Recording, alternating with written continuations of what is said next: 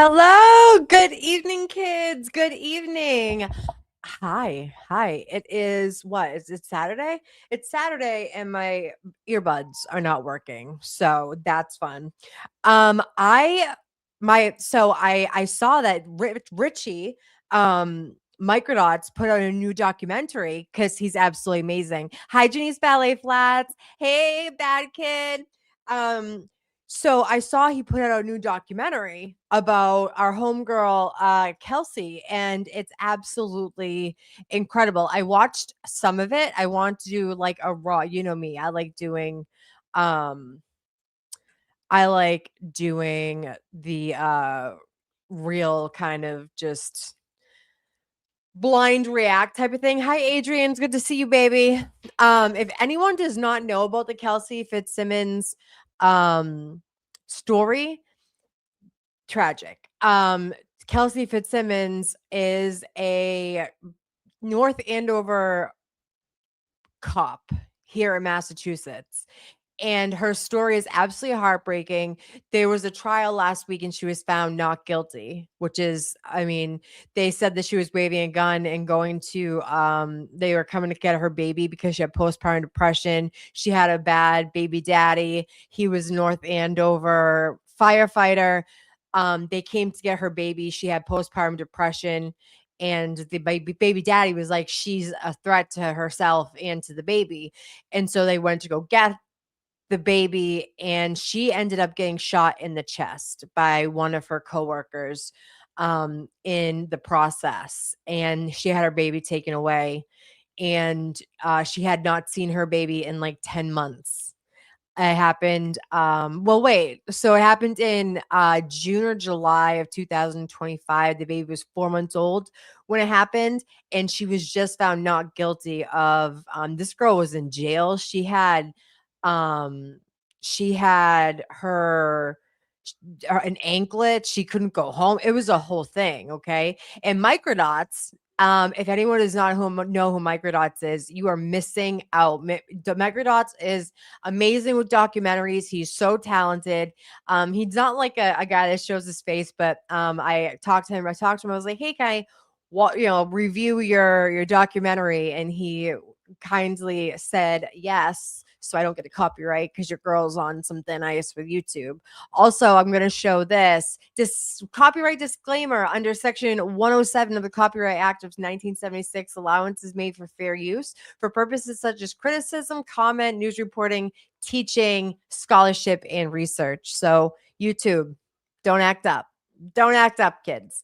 I still can't hear anything. So this is like a bit of a problem for your girl. Let me see. Can you guys hear me okay? Can you guys hear me okay? We're going to connect to this one. Connected mic and audio. Let's see. Let's see, kids.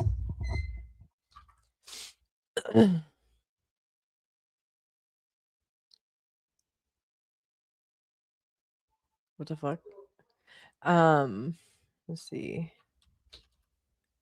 Microdots. Here it is. All right, I can hear it. Perfect. I can hear it. Perfect. Yay.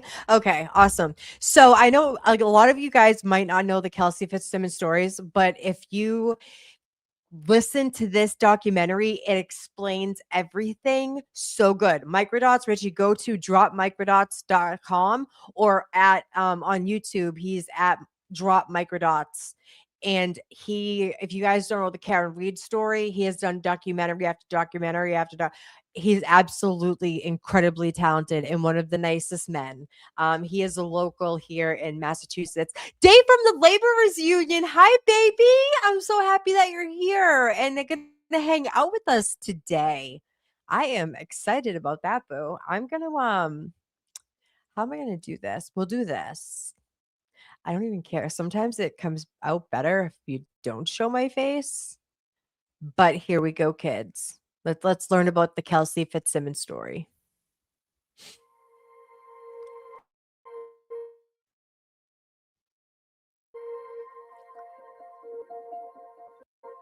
In November 2023, Kelsey Fitzsimmons began her career as a full-time officer.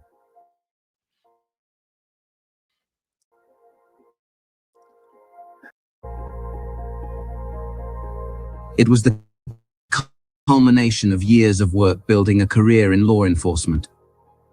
Just a few months earlier, she had purchased her first home.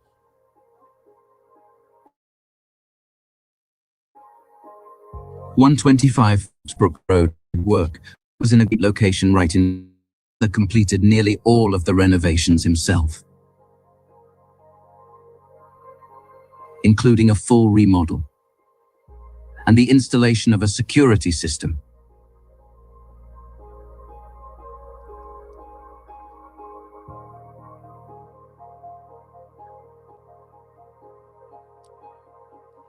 So right before she met the baby daddy, she purchased her first home. Okay. So keep this in mind. She was like in her 20s. She got on the in North Andover police department. She went to her training, her camp, her whatever, however they say it. And so she bought her first house. You know, you saw her father did the renovations. And then at some point she meets her baby daddy. Let's keep going, kids.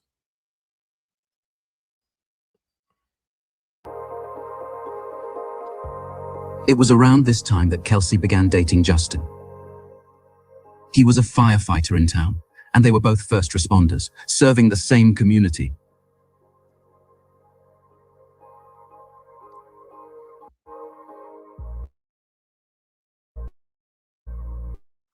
They appeared very happy to get nearly more serious over the next year. On July 21st, 2024, both pregnant.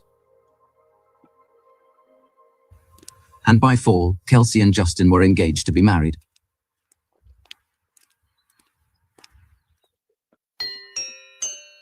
On February 16, 2025, Kelsey gave birth to a healthy baby boy. Life for the young couple seemed to be on track. Their wedding was scheduled. They were living in a newly renovated home. Both had stable, well-paying jobs, and the family was growing. So right here is the baby daddy. The baby daddy is a North Andover firefighter. So they work for the same town. He's a firefighter and she got on the force. She actually got pregnant and had to go on leave like very early. She was only she was only a cop for like 7 months or something before she got married. When her and her baby daddy got together, it was one of those relationships that went really fast. You know, we all know I'm like queen of that. Okay. I go from fucking 0 to 100 quickly. Their relationship progressed, and it was like over a small amount of time that she got pregnant, and none of your business, and we got Patrick making changes. Hi, babies. I am a sensitive gangsta. That's right. Go Mustangs. So in any case, so she got pregnant. They were together. They're gonna get married. Ba, ba, ba, ba, ba, ba, ba. So keep all that in mind. Everything was heading in the right direction.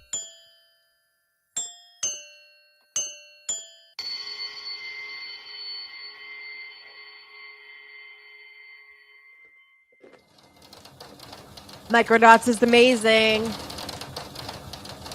Approximately 3 weeks after the birth of their son, Kelsey was experiencing symptoms of postpartum depression. She received care at Lawrence General Hospital, where she was diagnosed and began outpatient treatment. The condition is very common. Approximately 1 in 7 mothers experience it, characterized by persistent feelings of extreme sadness, anxiety, and exhaustion. And it's temporary. With Okay, I just want to say, as a mother, that I had a really tough birth, and then my son was in the NICU and everything like that. I experienced postpartum depression. It is so fucking real. It wasn't so much the depression, it was anxiety and exhaustion, right? I've been a solo parent since day one. I have a great family, but postpartum depression is so real. And when Microdot said it's temporary, it is temporary, but you have to get help, right? And she did everything that she could to get help to be the best mom that she could be, and I commend her for that. Us mothers have being a new mom is not easy, and it can come on like a ton of bricks. Treatment, most women see significant improvement or full recovery in 3 to 6 months. But there's a very important distinction that needs to be made. Postpartum in itself does not carry with it a threat to the child's physical safety. In fact, harm to an infant is so exceedingly rare that its incidence is statistically negligible and cannot be reliably estimated. By May, Kelsey was doing well. She spent Mother's Day with Justin and the baby. Justin But is the Justin baby. became intoxicated, and the celebration devolved into verbal abuse. You are such a fucking terrible person. All I came up here to do is to fucking be with you and maybe fucking have any indication of fucking kissing it. Nope. Kissing You're- me. you're You such a came up bad here person. to yell at me. Came up here to yell at you. You're fucking terrible. You're yell at you?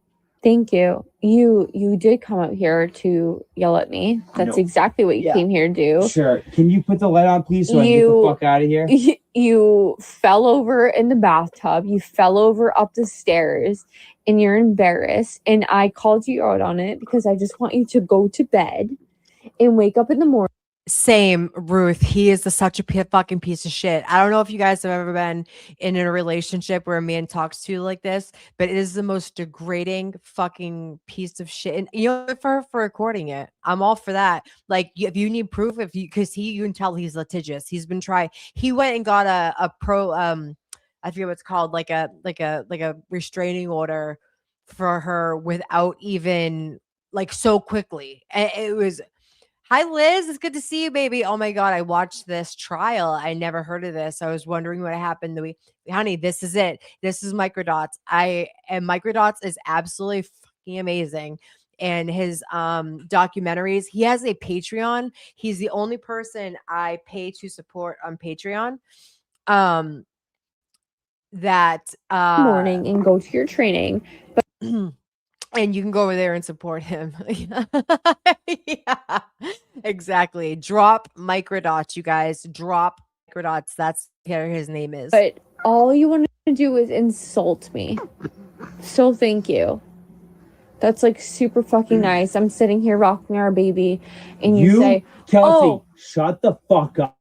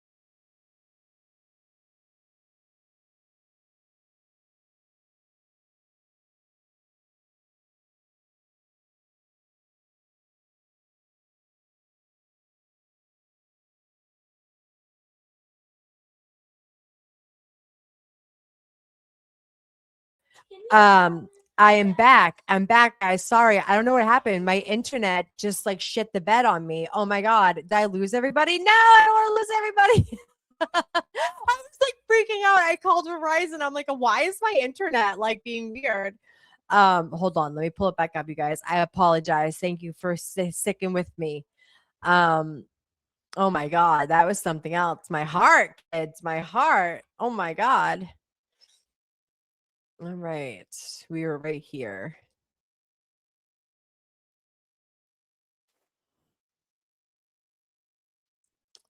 All right, guys. Yeah, thank you for sticking with me, you guys. I love you. You guys are the A1 day ones.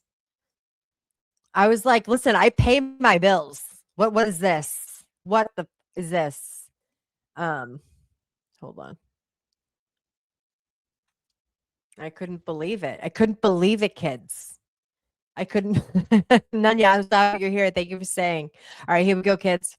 After I just got you to maybe lay down and be able to go to your training. Good for you. Like, not be drunk and go to your training. Fine. You what? I don't understand. What on, dude? Like, what is going on? It's the middle of the night. You're fucking freaking out. I don't get this. I do not get this at all. You fell in the shower. You slammed your head. You fell in the living room. You slammed your head. You came up here. You start freaking the fuck out, saying you're all done. You want to go home. Like, what are you doing? Seriously, what are you doing? What is the point in all of this? What are you doing? Thank you very much, Kelsey. Little to nothing. All I've said is I want you to lay down and go to bed. It like breaks my heart when I just heard the baby like crying like that. Do you know what I'm talking about? Like that sound. That sound makes my stomach hurt. So you can go to your training in the morning and not have an issue. You know what? You are fucking brutal. Okay. I'm fucking brutal because I want you to lay down, go to bed, relax, go to your training in the morning, and be normal.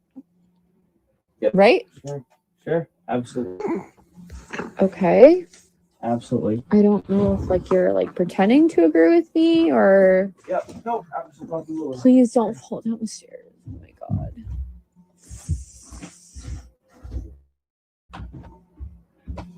Right, Liz? Mm-hmm. Jesus Christ. So she's obviously recording him because he's a fucking psychopath, right? And he's sitting there, he's drunk. She's like, you fell in the shower, you did this, you did that. And then he's going to treat her like that while she's holding her infant baby and she's dealing with postpartum depression. Oh, he's a prize, kids. He's a prize. Oh my God. Oh my God. Like, what? Wait. What just happens? Here we go. Okay. Why am I so big though? I don't want to be big. Maybe like this. Here we go. Here we go, kids. Like this.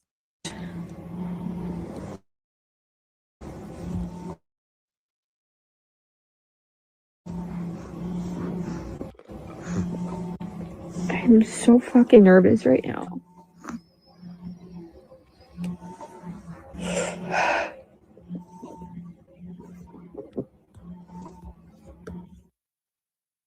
June 28, 2025. On June 28th, the couple went away on a trip to this Airbnb rental in Bethel, Maine. That's right, my baby. They were there with a group of friends, celebrating their bachelor and bachelorette parties together. Earlier in the day, Kelsey had driven up with a friend. During the drive, her friend informed her that Justin had stashed a bag of psychedelic mushrooms in the vehicle, inside her glove compartment. What a piece of shit. Presumably because he didn't want to risk getting caught transporting them himself. But Kelsey was a police officer in the process of obtaining clearance to return to active duty.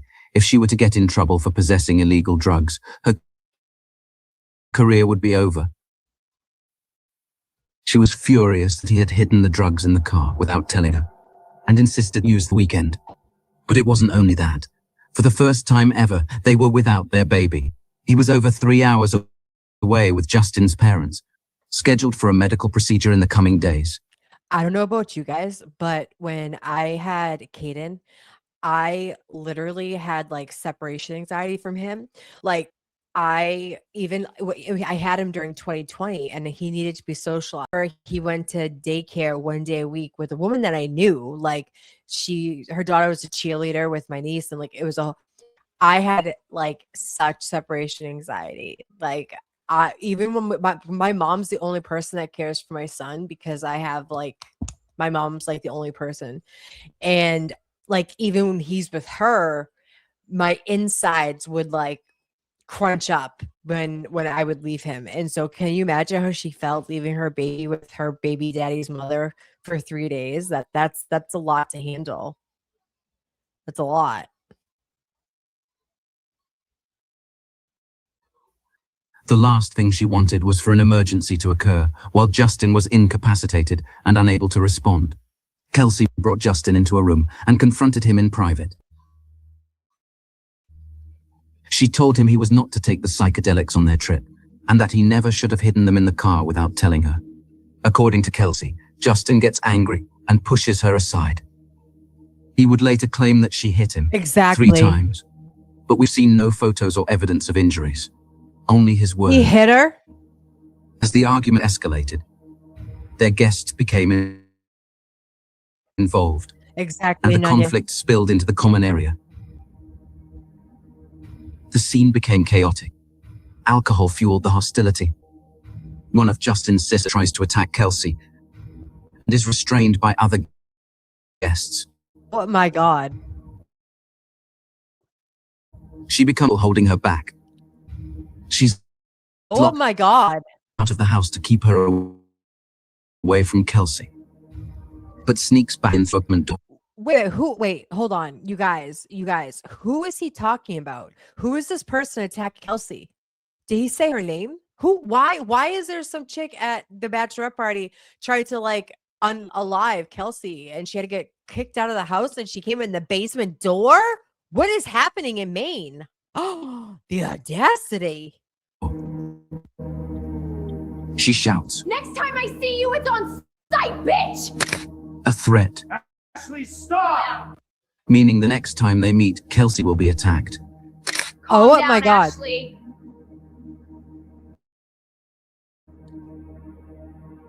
This causes Kelsey to leave. She asks her brother to drive her home, calls her mother back messages, requesting for her to pick up the baby from Justin's parents' house. She agrees, and they all meet back at Kelsey's home very early in the morning.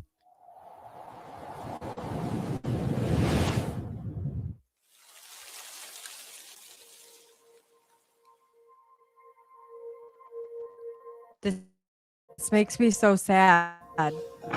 Kelsey was home with the baby and her mother. She was sending Justin text messages, lots of them, saying she needs him and asking him to come home. That's If you right. care at all Yep. about me and your son, you will call me right now. That's right. She said that she fled the house. She fled. Patrick. She used the word fled. I fled the house. Did you see Justin fucking flee the house too? Imagine he's the first responder. He's running like a little bitch. Come on. Wait until we get there, kids, if you don't know the story. Oh my God. I'm being so serious. I need to talk to you. Please come home to us. It's not normal to run away from problems like this, making them worse. Come home to your son and your wife. We don't need to talk about anything, but I can't handle doing this alone. Please come home to Caden. Please come home to your son. He needs you, Justin. I have work tomorrow. We need you. Take your time to come home before you get to bed. The police just came to my house, ?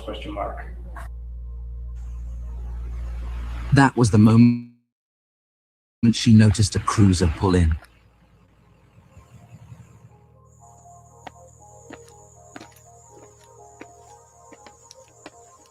Oh, okay, okay.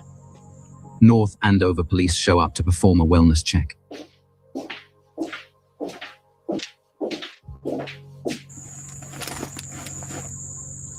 Hold on. Didn't is this before she had to meet Justin in the park and he stood her and the baby up? Because I thought that she went to the park. They had like a meetup time to go to some park, and then they were supposed to go to the park, and then he stood her up and she went home, and then shortly after, that's when the police showed up with the restraining order and everything. Like him and his sister went to the courts and did whatever. Is that what? Yeah, exactly. He didn't show up. So she went to the park. He stood he stood her and the baby up because he was at the court getting a restraining order. She ended up going home to her house, and then that's when the police showed up, right? I just want to get that little detail in there. Cape Codder bust. Amy, you totally sound like oh my god. Oh my god, you're too funny. Yes. Okay. So just keep this in mind. So the police are showing up after she went to the park and she had stood up. Her and her baby got stood up by him because he was going to get the restraining order like little bitch he is. Okay. Let's keep going. They said they had received information that the night before, Kelsey and her brother had sideswiped another guest's car from the party while driving on the highway, causing damage to both vehicles. That's right. And then speeding off. A very serious accusation of committing a hit and run.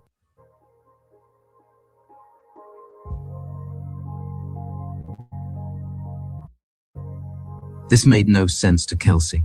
She told the officers the incident simply never happened. To prove it, she called her brother and had him show them his black Cadillac, which had no damage whatsoever, not even a scratch. The officers were satisfied that everything was fine. They apologized, saying that being called to check on Kelsey like this was a waste of their valuable time and resources, and hey, left. baby.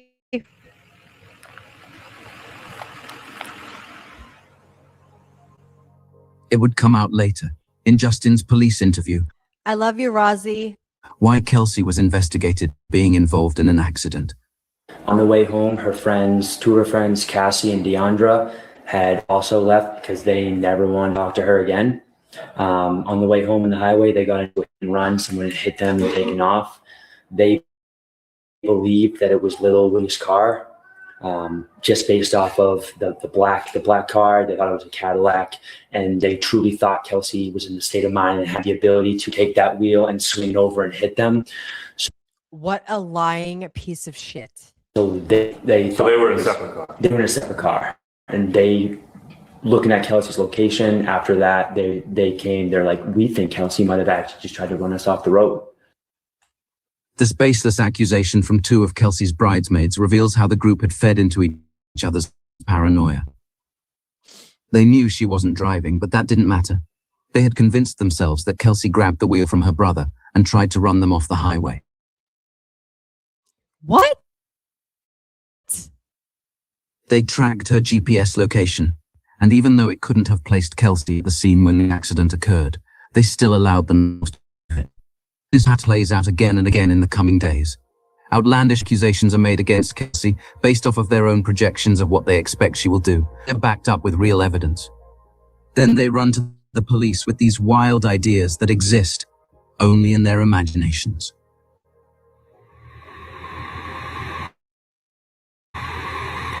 Justin arrives with his father to remove his firearms from the home. According to Kelsey, he ignores the baby, even though she asked him multiple times if he wanted to see him. And he ignored Kelsey. He refused to acknowledge her at all when she tried to speak to him. That's awful. Justin leaves after getting his firearms with no You issues. got everything? Good? Yeah, I'm good. Exactly. Were none of you your seeking business. to see Justin Elaine that day? Yes, we had spoken through text and on the phone in the morning. You made a plan to meet up in North Andover? It was quick. It Me too, baby. Me too. I hope she sues them all. was, Kelsey, I'm on my way to North Andover right now. My mom just gave me gas money. I'll meet you at the Common at 2. And I said, okay, I love you, bye. And I didn't call ahead. Imagine being a North Andover firefighter and having to ask your mom for fucking gas money. How embarrassing. Like, get your life together. I'd already hung up. Before they meet, she would attend her CPR recertification training. Kelsey and the baby head to the North Andover police station. Too. I had CPR training at 1 p.m. on the 30th scheduled. Was that your last thing you had to kind of go through? That was it. Yep.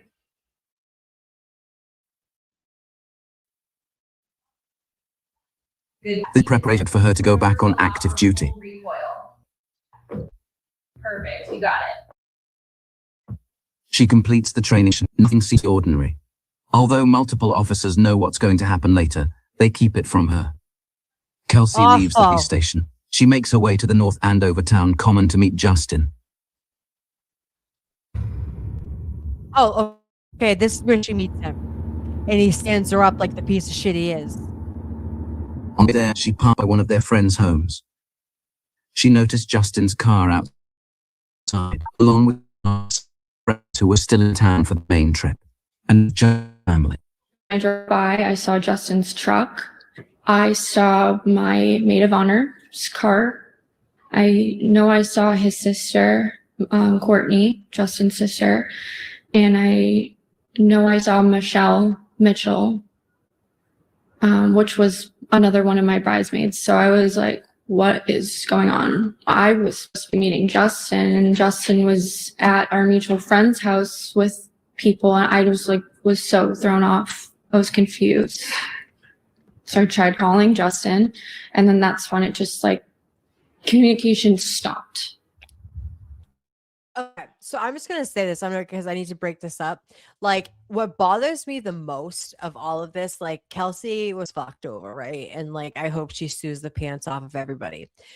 But the baby factor is the part that bothers me. Okay, he didn't give a flying fuck to see the baby prior to him going for the restraining order and getting the baby and having his mother raise it, right? Because it went from, because he actually lives in Stowe, Mass, which is really far. I mean, that's like apple picking city. He lives in like the boondocks, okay?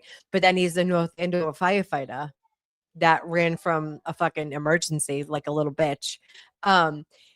That part bothers me the most. He wouldn't give the baby attention. He didn't come see the baby. He spent less than, he admitted this. He spent less than 30 minutes with that baby before he went to go get custody of him. Okay. And come to find out, my son's name is Caden. And so is their baby. And I remember like watching, okay, I'm not making this about like me, but I'm just saying, like, when they were up on the stand and they mentioned the baby's name, I thought of my own, right? Because they have the same name. Can you imagine that little boy not knowing these people, not knowing, even though he was 4 months old, they took that baby from the mother. I don't care if your mother is a narcissist. I don't care if your mother, like, everybody has a story. Everyone, I don't care who you are. You always want your mother, right? And this guy who wouldn't even pay attention to it and stood the baby up at a park that he made the plan of, that makes you the biggest piece of shit. I don't like you and the Kelsey thing. You're a piece of shit there too, but you are a piece of shit father. You'll never change my mind. You're either in the life or you're out of the life, and you created so much chaos, Justin, in this baby's life. The baby's life, you created the chaos. You're the piece of shit. And I'll never change my mind. Change my mind. She waited a while for him to show up, then went for the walk without him.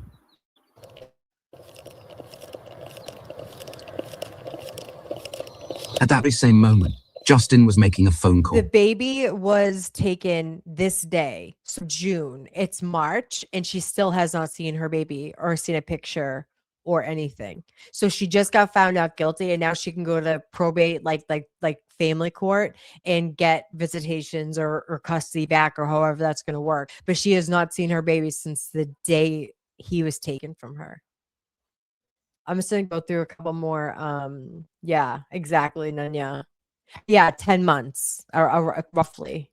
I like this comment. His parents probably got attached to the baby and didn't want Kelsey to have him. Absolutely. I think that the family was a huge influence on this. And I hope they're bonding back. Yeah, exactly. Exactly.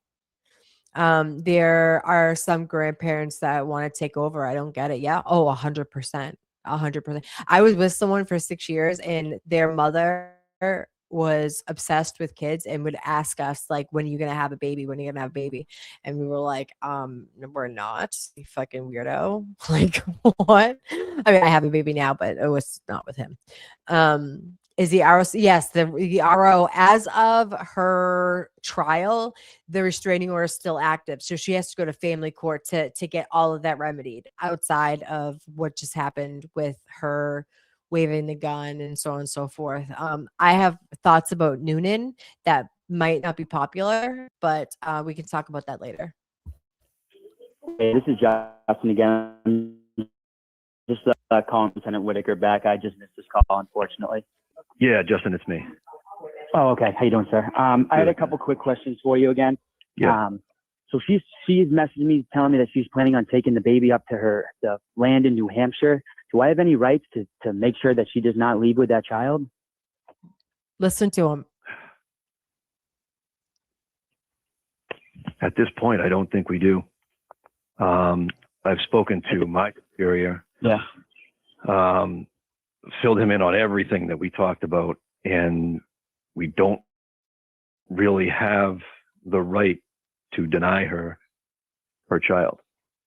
Do I have any rights as a father to obtain my child? Since she's had him for several nights now. Do I have any rights to, hey, this is the custody, we're both parents here. It's almost my turn to have the kid for the night, so I can be safe and I can go file these after? Through the police department, no, we don't have that ability. The only way you would be able to do that if you spoke directly to her and said, I'd like some time with the baby. And if she agrees to that, great. But it sounds like she's not probably not going to be. Yeah. I have my sister who had a quick question for you as well. Yeah. I've seen a lot of something really bad could happen. And I know you guys are talking. Wait, is that Courtney? Is that Courtney talking? Is the sister on the phone call talking? I think the family had a huge part in this.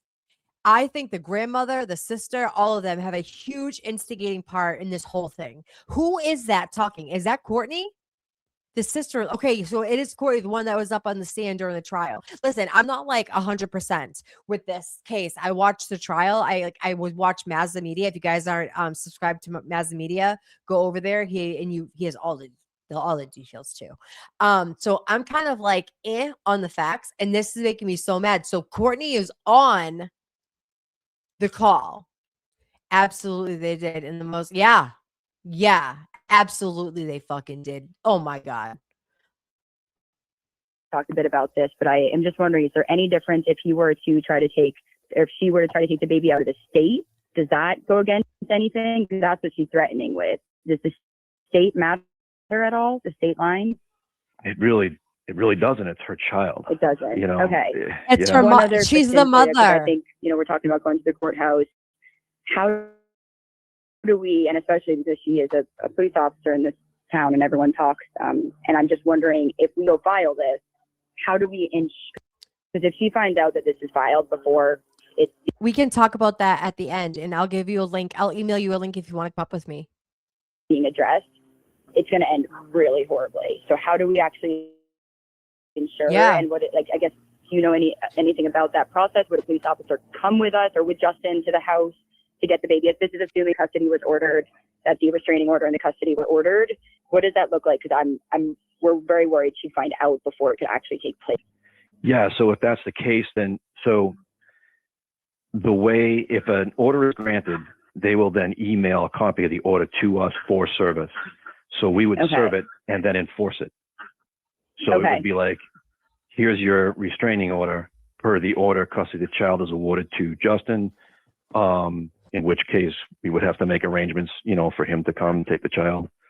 Okay, so he would not be there when you're presenting that. I mean, this might be an obvious question, I guess, because if he has the restraining order, he shouldn't be there.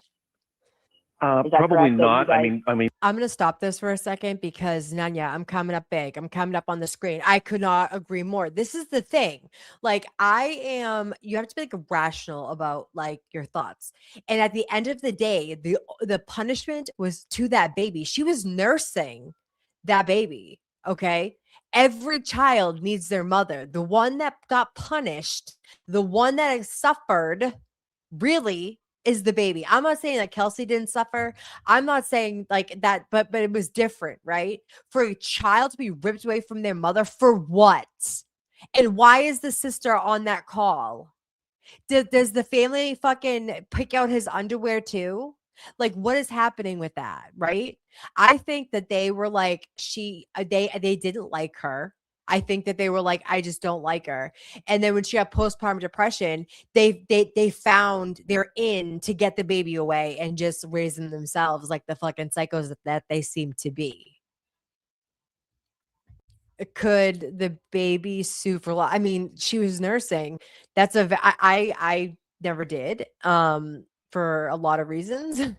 But I like that's her mother. I mean, that's Caden's mother. Like, you need your parent. The one that suffered was the baby. And she still has not seen her baby. Not one time, not a FaceTime, not a call, not a fucking picture, nothing since this happened. Shame on them. The baby have rights like denying baby's milk. I mean, they probably give him formula, which is fine. You know what I mean? A fed baby is a happy baby, but regardless. And we should probably take care of that. It's okay if he wants to be close by, like, in order to take custody of the child quickly. Right. You know, he could come if he's in town. You know, we could then reach out to him and say, okay, she's been served. You can come pick up the child now. Okay. One, just to, I guess, make sure that, because I know you guys will get notified if there is an emergency order put through. Like, I mean, she's an officer, of course. What does she have access to see? I guess, is there a way to flag this directly to, you know, the trusted? No, when it gets sent to the officer in charge. So nobody sees that except the officer in charge. This is a great point. This is a wonderful point, Dave. He should never have been there while they were serving the restraining order. Neither should Courtney, because Courtney is someone who just has a butt in. She's just a fucking drama queen. You can tell. They had no business being there. And then rummaging. What did he need in the basement? He didn't even take the luggage that they strolled around. Like, what was that? I have a lot of opinions about Justin, but I'll keep it to myself. Yeah, why is his sister talking for him? Like, you're in your 30s. His family, you can tell, runs him. Like, his mother still gets him underwear and socks for Christmas. You know what I'm saying? You know what I mean? I can't argue anything. Then you're my favorite. Yeah, he ran out that house falling down. Like, you're a first responder, sir. I don't want you to come if my house is on fire. Please stay home. On that day when my house is on fire, please stay home. Like, come on. Oh my God. And anyone else who has access to that email, which she does not. Okay, so that's reassuring. So I'm just trying to make sure there's no chance she could find out before this happened. Did she catch wind while she was at the police station of anything occurring? Like, nope. No. Okay. Nope, I didn't want to tip her off and give her the opportunity to do anything rash. Thank you. All right, officer, I appreciate your time. Thank you. Very good. Thank you. Take care. Bye-bye. Okay. The past few days had been an emotional roller coaster. First, the blowout up in Maine. Then Justin came to take his firearms out of the house. She was still recovering from postpartum depression while taking the necessary steps to go back on active duty, all while caring for their infant son, without any help her to meet. Now he was ghosting her, not answering any of her calls or text messages. Afterwards, Kelsey called friend and co-worker Eric Surwade. He's a certified mental health officer and was familiar with what had been happening in her life. He was on shift that day. Kelsey told him what Justin had done and kept him updated as things developed. Yep. She leaves the park and makes the short drive back home.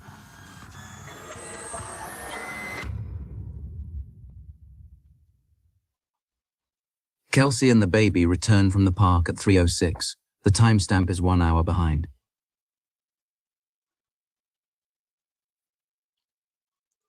I'm so happy that she had security cameras. I suggest everybody do it. CDS caught. After being stood up, noting the cars parked at the friend's house, and getting completely ghosted, we can assume Kelsey could sense something wasn't quite right. When you first got home, what did you do? I made Kaden a bottle.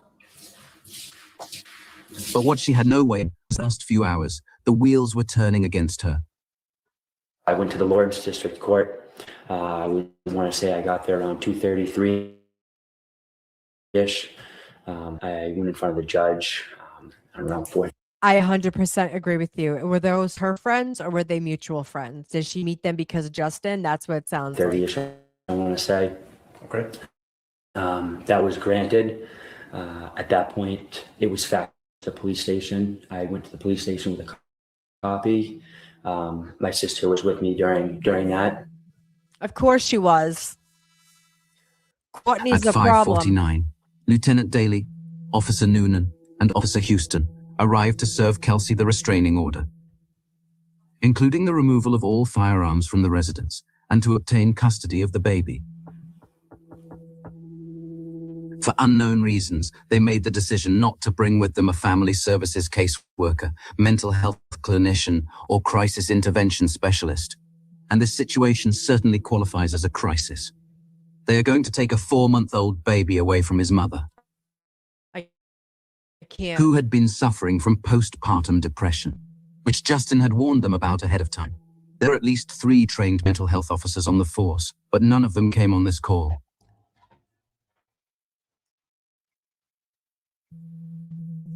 I opened the door and Lieutenant D put his foot on my porch and we didn't just come in, and I was like, okay, all right. She had absolutely no reason to expect the police. Just Leah told her he wanted to talk and work things out. Their sudden presence would have made no sense to her. Patrick Noonan. He is the officer who will shoot Kelsey, with the blood already wearing. His actions will become the central point of contention in the case. His conduct, his story, and the circumstance which he uses deadly force all come to question.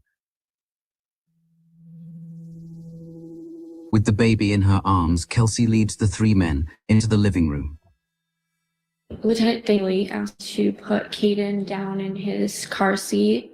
I was in the middle of feeding him, so when I put him down, he was obviously crying, and I was like, whatever this is, I'm gonna hold my son.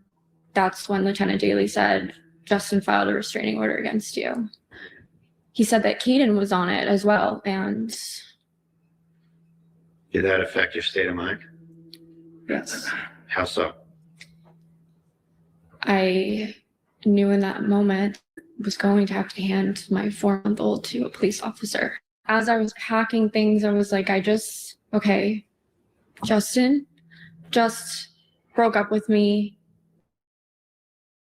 via restraining order. We have a wedding in 4 months. Kaden is not going to be with me for 2 weeks. That's an eternity for a mom, any mom. And everyone was just brushing over for the fact that it was 2 weeks. And I was like, 2 weeks without Kaden? And I just kept, in mind was just going fast. Like, I can't work overtime because I have a son now. I can't afford my home by myself without overtime. It was just. Yes, please keep Justin Lane home. I don't need him. Please send someone. Please send men. Maverick, my dog Maverick, was on the restraining order. So my son, Your dog or he was Justin's dog? He was my dog. So I saw my baby go, my fiance, my dog, my house, and knew that was going to be my job too. Because whatever I was accused of wasn't good if I had restraining order. And you didn't have the affidavit? No. Own minutes just had been granted an emergency abuse prevention order. He alleged that Kelsey had made statements threatening to harm both herself and the baby. What? But there's absolutely no evidence of this, and she vehemently denies the allegations. It's exactly the kind of claim one makes when they want to ensure a request is approved. But right now, it didn't really matter. Do you guys remember, I'm going to put myself up here, when, this is a long time ago, all my Massachusetts people, do you remember when the firefighter was in Mission Hill and they were coming down the Mission Hill and they crashed the fire truck and then found out that the firefighters were on the sniffing the white stuff, and they crashed and they were up. Do you guys remember that? I know a few firefighters in my time, and they randomly drug test. And if he's new, like, how do they drug test? Should they drug test? I think they should. Like, even in the profession that I am and where I work, I am subject to random drug tests because you can't be doing that. She have blindsided sounds like, so yeah, 100%, 100%. I am with you on that. I bet yeah. Mm-hmm. Oh, there you go. Yeah, I know firefighters, I know cops, like good people, but then like there's those ones like in Mission Hill. I don't know if you guys have ever been to Mission Hill, but it is small, congested with like a ton of people. It's up by Northeastern College on Huntington Ave, and they crashed a fucking ladder because they were on the snow. You know what I'm saying? They should drug test. What are you doing? The order was in motion. Nothing was going to stop it. To Kelsey, this was the most devastating scenario imaginable. This entire ordeal rested only on Justin's word. Definitely. Now there's 3 men with guns in her living room, taking her baby away. Only 3 minutes after they arrive, Lieutenant Daly calls Justin to let him know he should come. Watching nightmare, and it was about to get much worse. Kelsey is anxiously waiting for her mother to return from the pharmacy. She needs the support of a family member.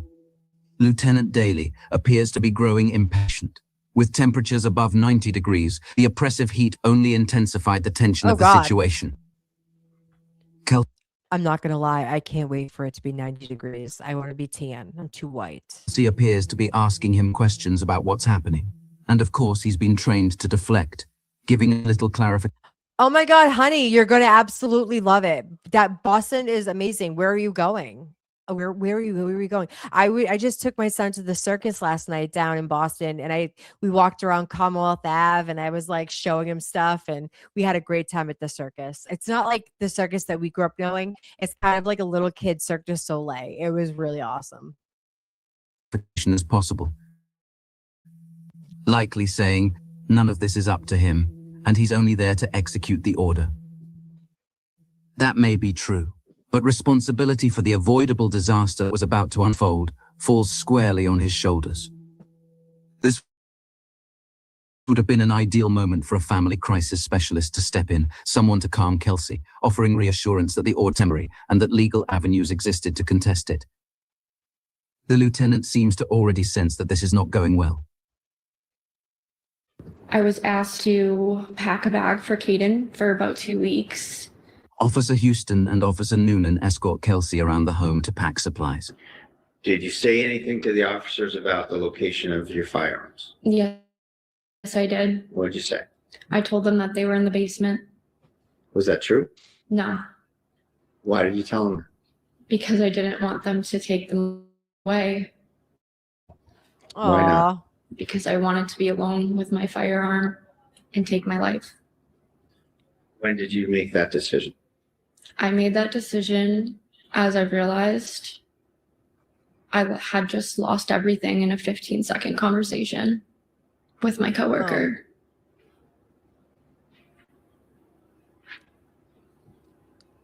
I mean, not for nothing. That tracks. You know what I mean? She's already suffering. And then she's like, well, if you're going to take my entire life away, I don't want to be here. And that's really tragically sad. Where were your firearms? They were upstairs in a green safe In your bedroom? in my bedroom. Kelsey goes upstairs with the two officers to gather clothes for the boy. The second floor of 125 Phillips Brooks Road is a tight space with low vaulted ceilings. On the left side bedroom.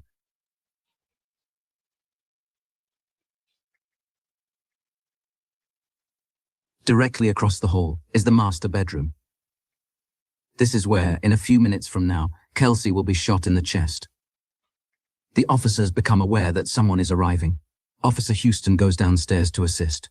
Somebody asked me, who is that downstairs? And I said, I have no idea. Leaving Officer Noonan and Kelsey alone in the master bedroom. Her mother rushes to the house. This will turn out to be the worst part, outside as she hustles to the door. And then, immediately confronted with a jarring image, an armed officer standing there with her grandson in his Can you arms. imagine? You can see that she is genuinely perplexed.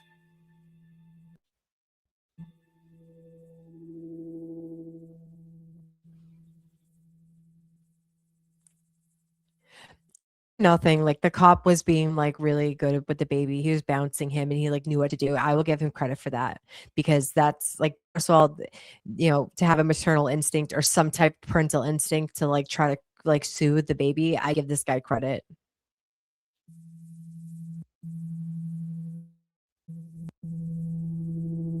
The three officers are out of their depth. What should have been controlled and methodical is quickly turning chaotic. Kelsey's mother is allowed to hold the baby, but only momentarily. Justin and his sister arrive approximately 45 seconds after Kelsey's mother. The police made a critical miscalculation by allowing him inside the house. Yeah, they did. Officers were there to serve Kelsey with a restraining order on Justin's behalf. Tensions were already high. But Kelsey doesn't know they're there. Only 90 seconds after they arrive, his sister removes the baby from the home. What a cunt. Justin follows, carrying supplies to his car, but he's not leaving just yet. Look at her. Do you see her running with that baby? Like, hold the baby's head. What? Look at this asshole. Justin returns. He requests to re-enter the home to retrieve more items. The officer grants permission and allows him in. He's gonna play it. He's gonna Proceeds to the basement, where most of his property is stored.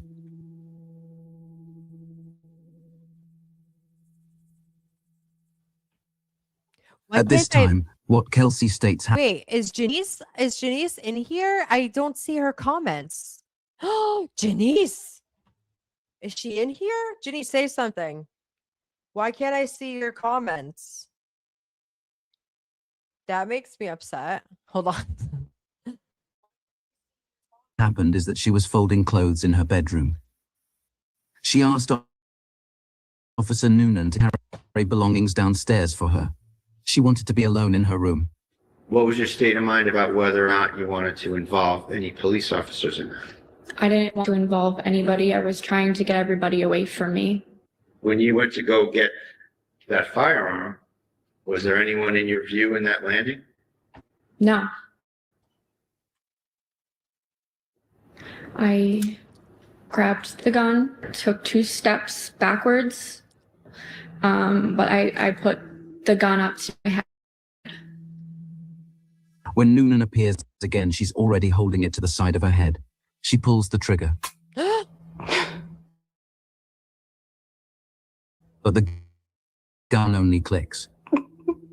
He panics. Then he shouts, Kelsey, no! Hi, baby. Kelsey, no! Honey, I thought you got blocked. I was panicked. I was like, don't do that to my ballet flat, beautiful girl. Just don't do that to her. He fires 1 round and misses what should have been an easy point-blank shot. Then fires a 2nd round, hitting Kelsey in the center right side of her chest.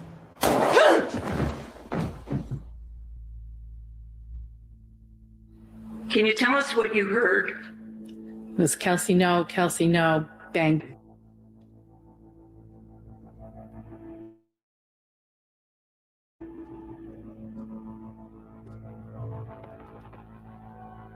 Look at him, like a little bitch.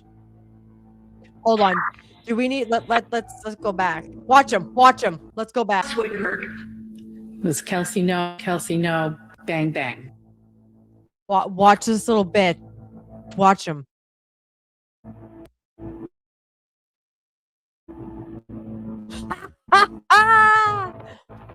Look at him. Dispatch 998. Do we have to watch? Let's watch it again. Watch him. Oh my God.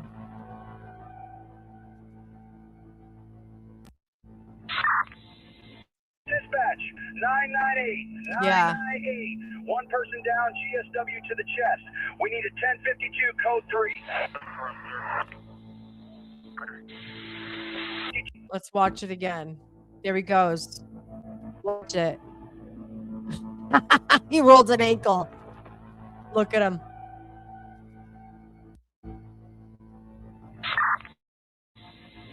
Dispatch 998. 998. 1 person down, GSW to the chest. We need a 1052 code 3.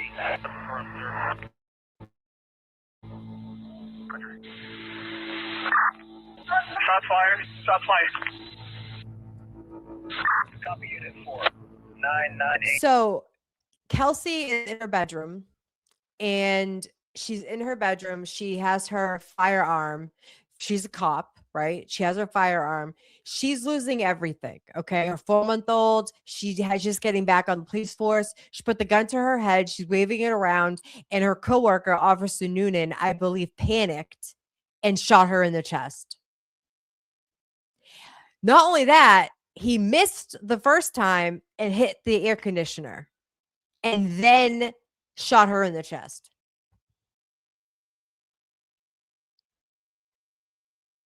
So. At 125 Phillips Brooks.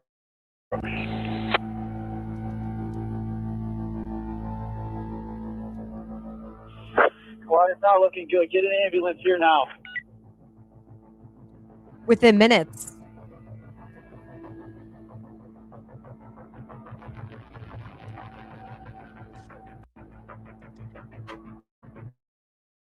Hi, baby. It's good to see you, Callie girl.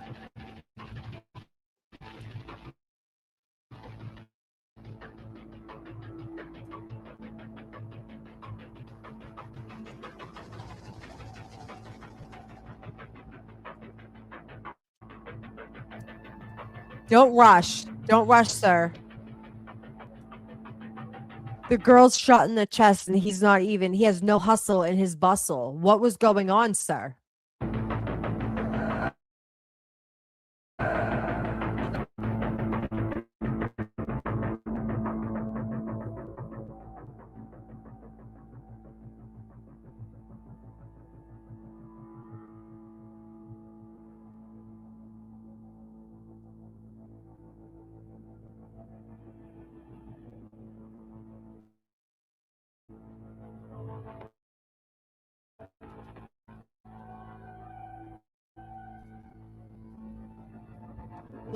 poor mother.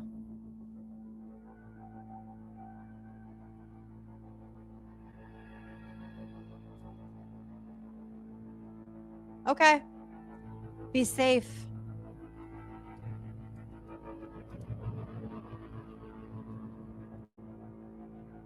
The poor mother. Oh my God. I can't even imagine.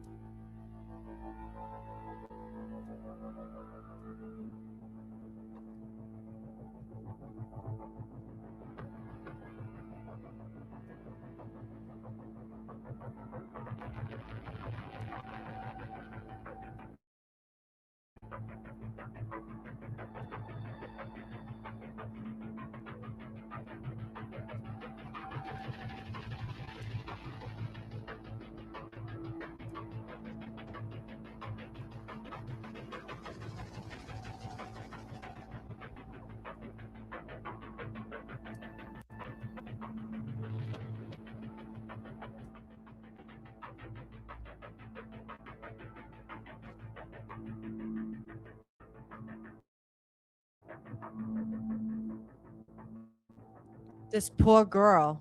This poor girl. The poor mother.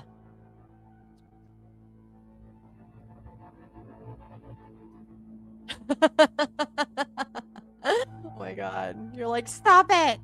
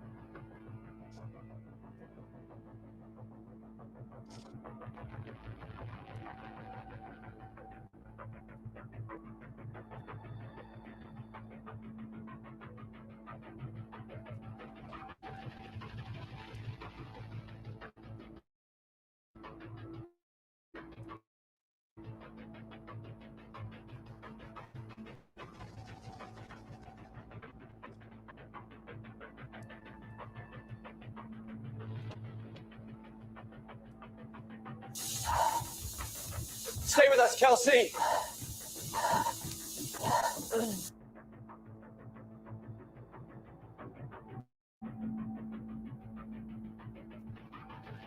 God.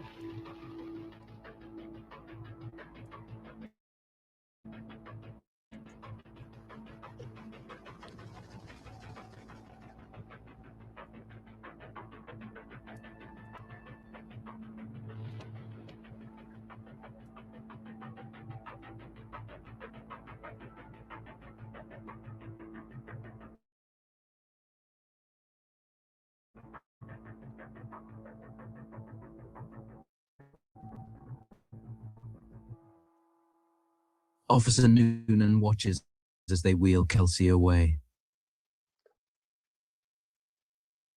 He's just discharged his weapon twice, at close range.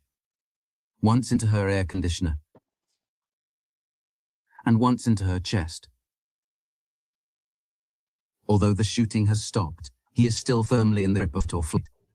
We can presume his bloodstream is flooded with adrenaline. His pulse remains elevated, racing somewhere between 115 to 145 beats per minute. The physical effects are matched by intense psychological shock. The brain replays the moment he squeezed the trigger again and again in brutal clarity. The movement, the sound of the gun, the absolute silence that followed. Every detail loops as the weight of what's just happened comes crashing down. Officer Noonan begins to confront the fact that in all likelihood she will not survive. Soon, investigators will begin asking very serious questions, and he'd better have the right answers. There's no room for ambiguity over his use of force. Lieutenant Daly appears from inside the home. even without him. This is a good comment. What makes no sense is the cop Noonan used to be on the SWAT team and he missed her point blank, not even 7 to 10 feet away. It doesn't add up. Yeah. He hit the AC first. He didn't even hit her. Can I ask you guys, am I loud enough? Like, is my mic up? Because it's new and I can't tell like if you guys can hear me more clearly than you could before. If someone could just confirm. But that's a good point, Dave, from the laborers union. That's a really good point. You know, not for nothing. I believe that Kelsey's testimony didn't really add up either. It's all very strange. Hearing their words, we feel the tone of what's being said. Thank you. They know this is bad. Yeah, I agree. Daly shrugs his shoulders, but he shouldn't be surprised. Every step of the way, they made mistakes. Instead of executing the restraining order, somehow they've executed one of their own officers. What they say and do next will determine just how bad this blows back at them.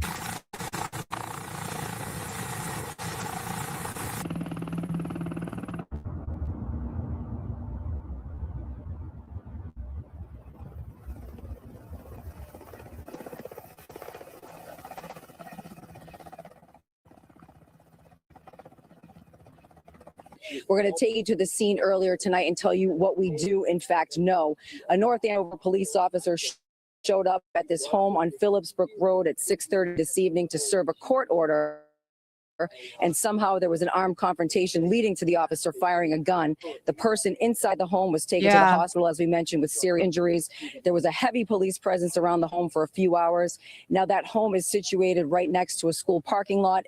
And police asked that we stay in the staging area at least up until the last few minutes. And again, a very active investigation. The Essex County District Attorney and the Massachusetts State Police Unit assigned to this case are investigating. A lot of details to unfold. But again, this shooting did involve an off-duty North Andover police officer and an on-duty North Andover police. You guys, I'm going to run and make some coffee because your girl's like I've been up since 4 o'clock with my little guy. I'm going to go make coffee. I'm going to let this play. Hopefully YouTube, I have permission to use this stream. I'm not taking it. I got permission. So whoever's the YouTube gods, I can let it play for more than 2 minutes. So go fuck off. How you like that? Officer.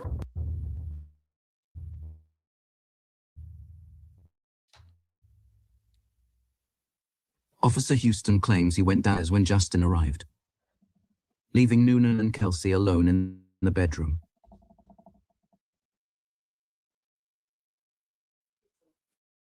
He stated that Kelsey was kneeling, folding laundry to pack for the baby, and he was still behind the door, then reappearing with a pistol pointed at his face. He said she pulled the trigger, but no round was fired. She began to stand up. He pulled his firearm out of its holster. Kelsey was trying to rack the weapon to chamber round. He shouts several commands to Kelsey. Drop the gun! Don't do it! Now he knew for sure she was trying to kill him. He fires one round, but she did not comply. Fearing for his life,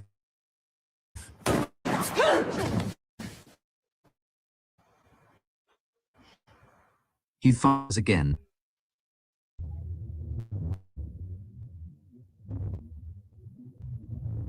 Now this is a much more neat and tidy version of events. Instead of attempting to take her own life, she was dead set on killing Noonan. This young mother, who was recovering from depression, decided for no apparent reason to lunge for a gun and shoot her fellow officer, whom she actually liked, at point-blank range, intent on a shootout, a blaze of glory.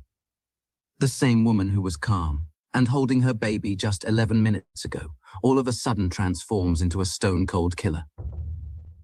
She developed some sort of a homicidal animus towards you for what Justin Elaine just did to her, right?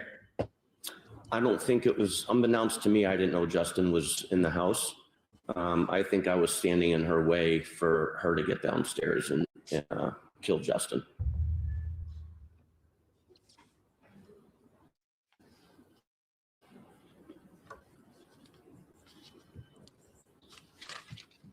Wait, hold on. Did he just say that he thought that she wanted to kill Justin? But okay, this is what I don't like. This is what I don't get. Okay. So yeah, Noonan is full of it. Absolutely. So Justin and Courtney should never have been at that house. Okay. They allowed that because why? Oh, do a guy a favor because he's a firefighter. We all work together. The thin blue line, right?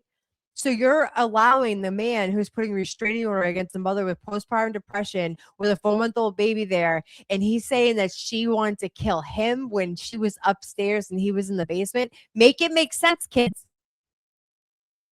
Make it make sense. Holy shit.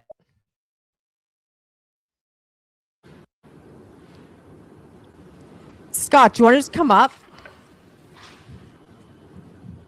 The idea Kelsey would do this is completely absurd. Me too, Ruth adding in Ann. the fact that she believed her own mother and infant were downstairs, and she didn't even know Justin was there. But that is the implication of their unbelievable narrative. That Officer Kelsey Fitzsimmons is capable of mass murder, suggesting she would simply kill everyone, her fiancé, her mother, her baby, and 3 cops she worked with. It just doesn't make sense.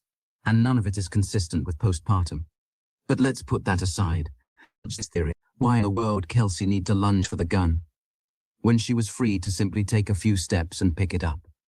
Noonan wasn't expecting anything because he didn't know it was there. Making a aggressive move would alert the element of crime. It sounds like a detail that was added to explain how she was able to get him at gunpoint. Something investigators would want to know. But it just doesn't fit the situation. Neither scenario would have required for Kelsey to lunge. There's also the issue with his statement. She lunged to an area behind the door.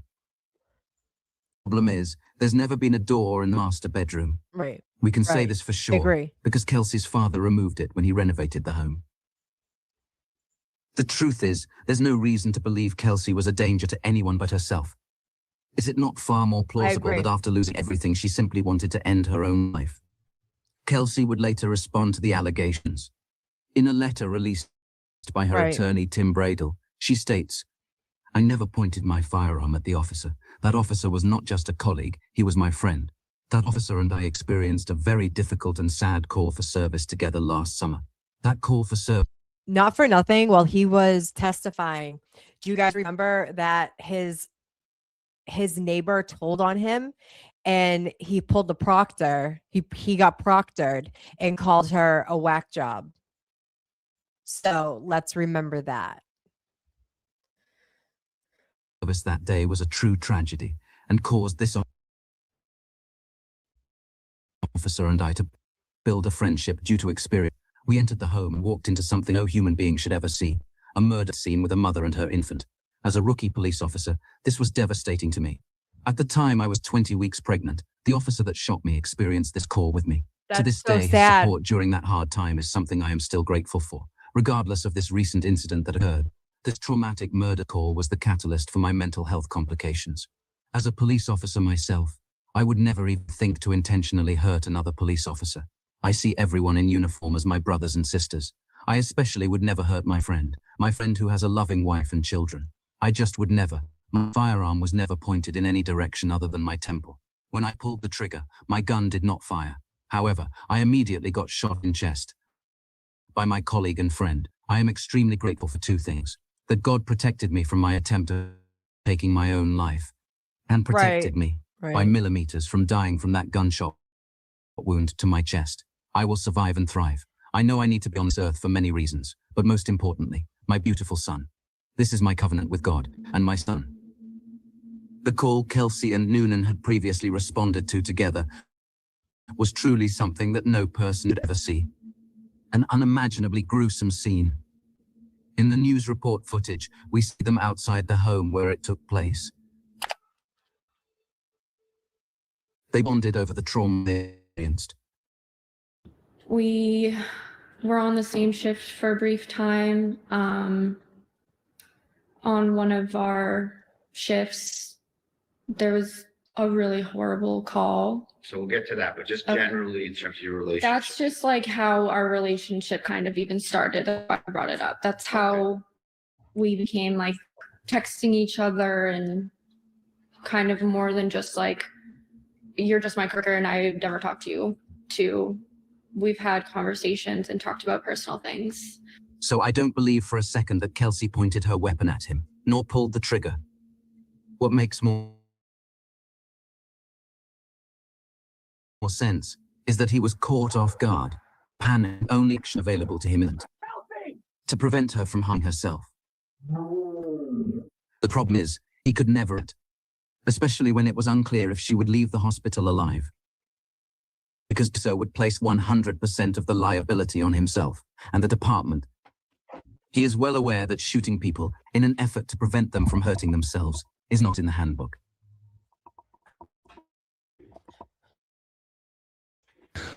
Last evening, shortly after 6 p.m., 3 North Andover police officers went to 125 Phillip. The purpose of going there was to serve a court-approved restraining order. The subject of the restraining order was 28-year-old Kelsey Fitzsimmons. Ms. Fitzsimmons was an off-duty North Andover police officer. 3 North Andover police officers were on the scene, one of whom was a supervisor. When one of the officers was escorting Ms. Fitzsimmons during the service of the court order, an armed confrontation took place. One of the responding officers discharged a weapon, which struck Ms. Fitzsimmons once. She was immediately given medical care. She was med-flighted to a Boston hospital. And as of this morning, we're told she is in stable condition. Okay, so I work in healthcare, okay, and we have a landing pad for helicopters and shit like that. That's like for a very severe case. Like you don't get med flighted for nothing, okay? I don't know that everyone's telling the truth in this, right? But that poor girl got shot in her fucking chest. Like she got shot in her chest by someone that she knew.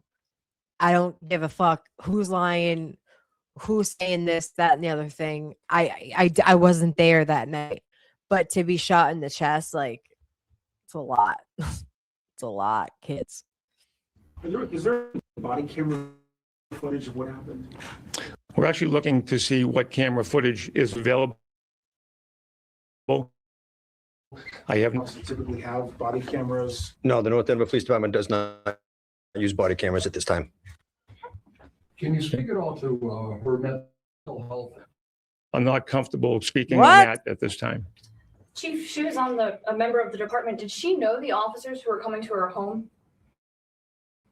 Did everyone know each other? I would assume so, yes. We've already met this morning. As of right now, I can't tell you what those charges will be, except to say that our senior trial team will be working with the detectives, and to the extent that charges will come forward, they will fit what took place here. Oh, it's not going to be. You know, they were going to charge Justin? Kelsey. Yes. Wow. Yeah, I'm told that the plan is if anybody does show up to give us a call, we'll be there immediately. We're very limited today on staff, but if there's any issue at all, we'll be there momentarily. All right, I'm going to note it that if something does happen, I request in time for a police officer to be there from the beginning.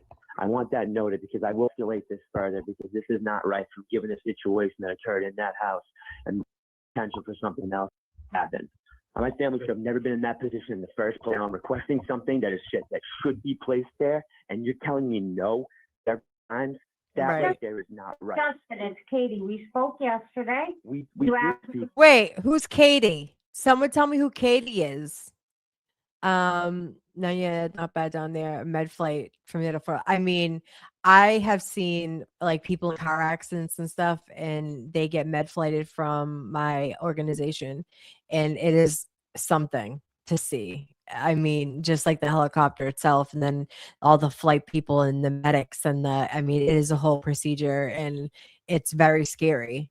Like, and you have to be in really bad shape. Like, I don't work at a trauma hospital or for a trauma organization. So if someone like that has to be med flighted to Boston, like Boston Medical Center is a trauma center. Usually they go there. Yeah. Crazy. And it's very expensive. Yes. Yes.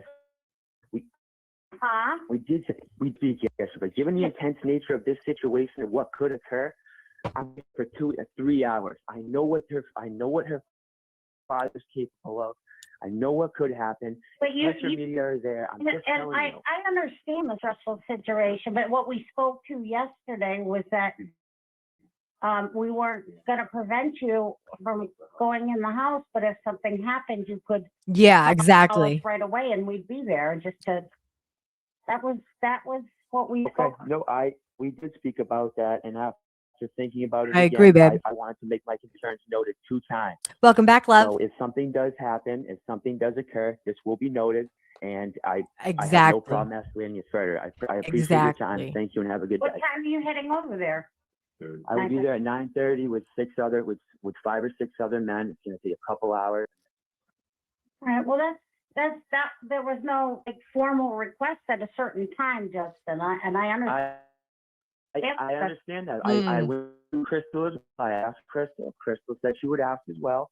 Yeah, I never come back to me. There's a formal request. I called yesterday. You gave me the information. I'm calling this morning, and I'm telling you that you guys do last minute details every single day. This is a last minute detail. Yesterday would have been not last minute. Would you like a detail? Holy I am not paying shit. for a detail. Okay, all right, I'm My just family trying to- should have never been in that situation. My child and myself should have never happened. I will absolutely escalate whatever I have. But this is the thing. He never saw his child. Like, if I remember correctly, when he was on the stand, he admitted that he only spent less than 30 minutes with his child. Period. Like, period. And she's 20 weeks pregnant with his kid when she got shot and lost her baby. 20 weeks. That's a viable baby.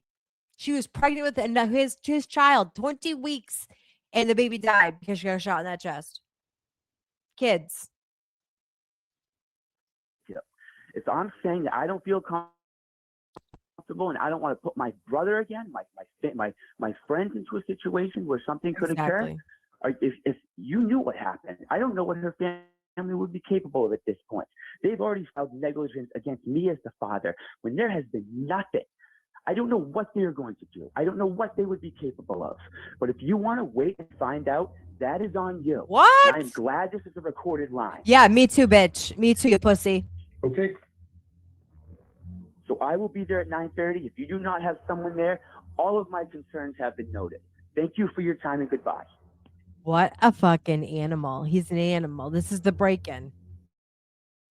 While Kelsey was critically injured in the hospital fighting for her life, Justin and 3 friends broke into her home.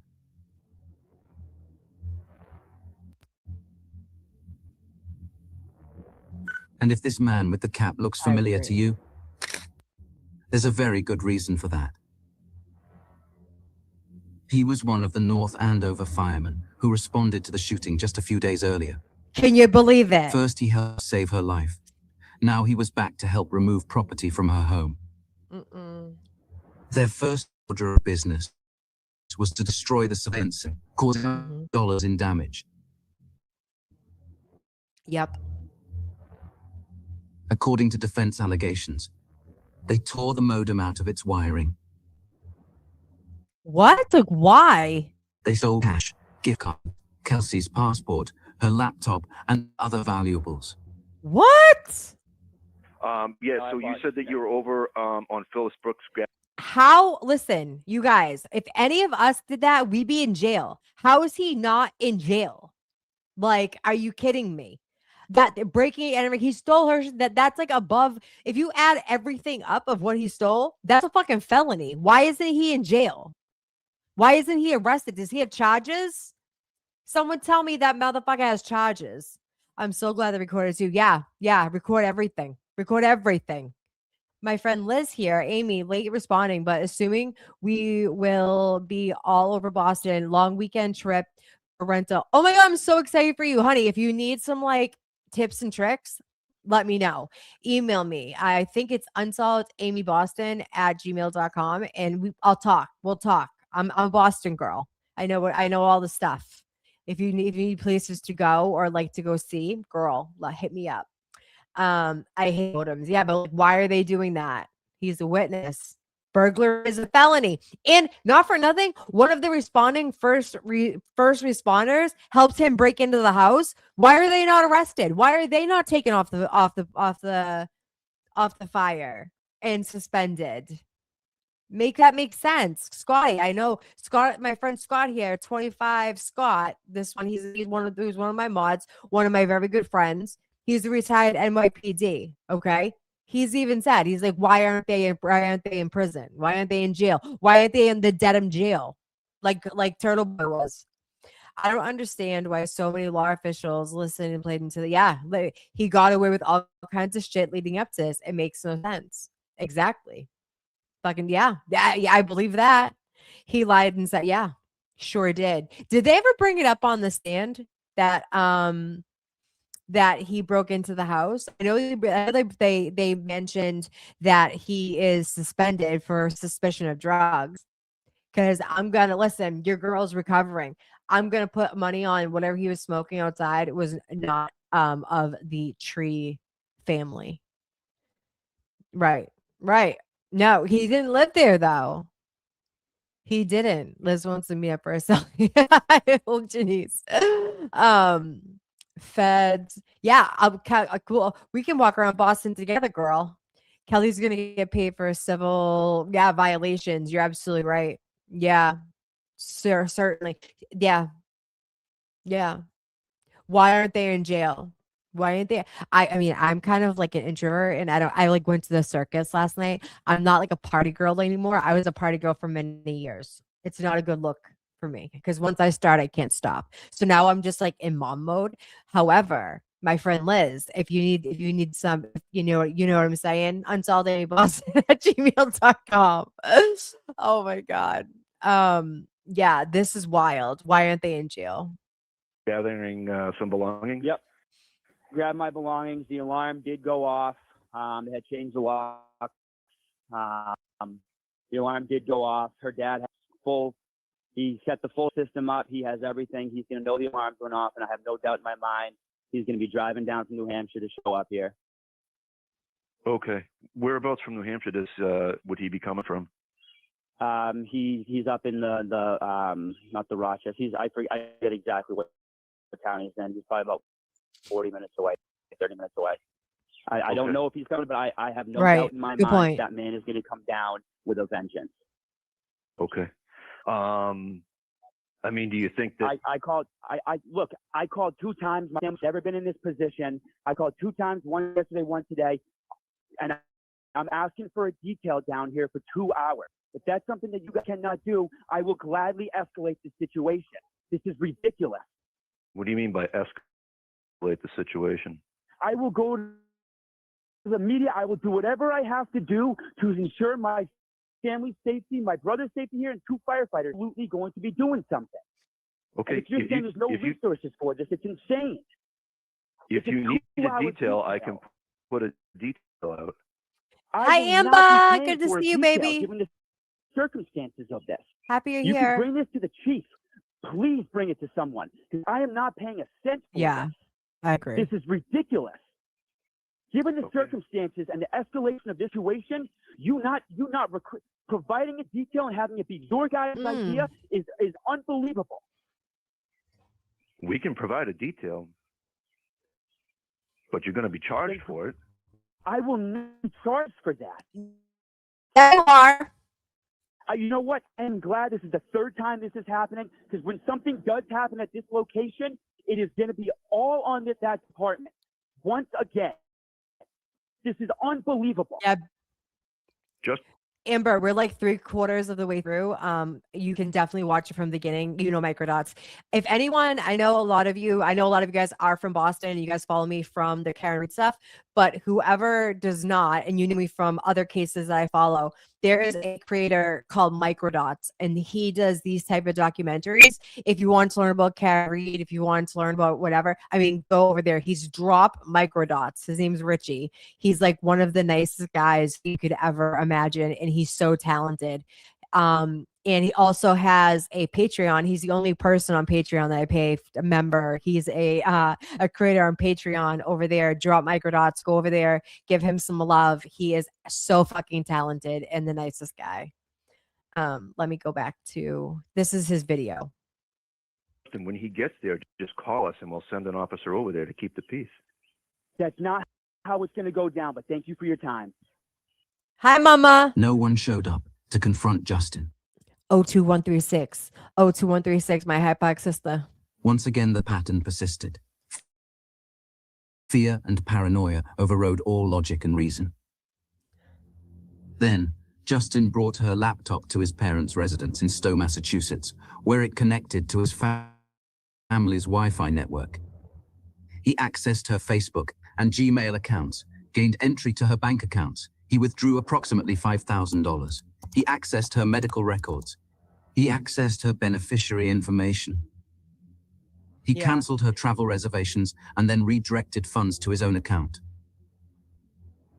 He returned the laptop to her home at some point during Kelsey's 53-day hospitalization, which means he made a second unlawful entry.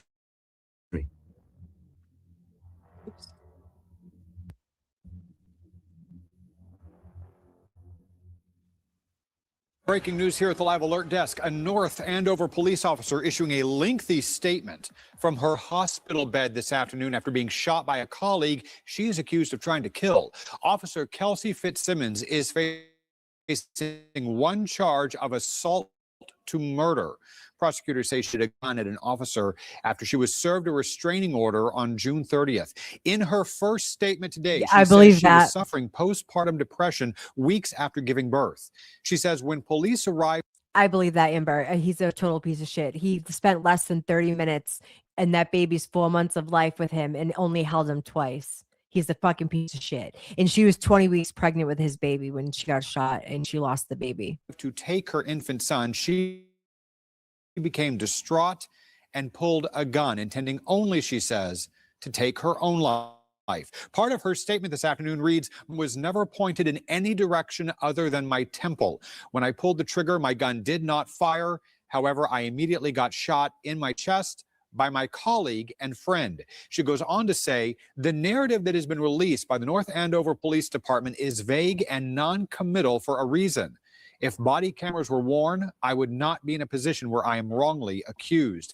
The Essex... Wait, that's a good fucking point. This is why I believe in body cameras.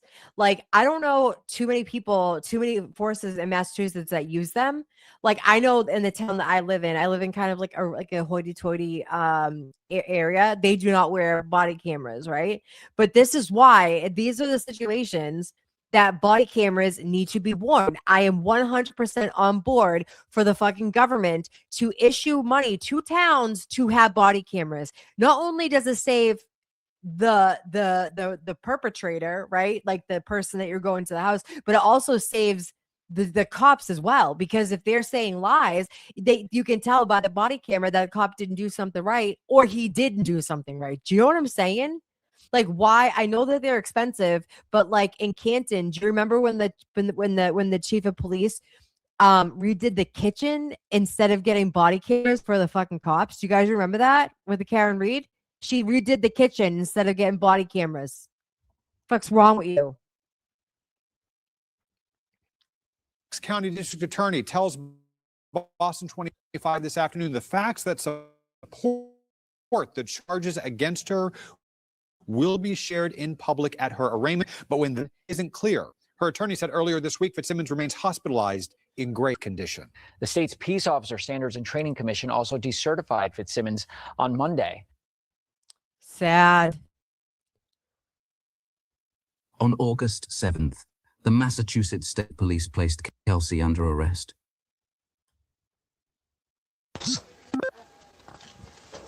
Oh, now there's the body camera.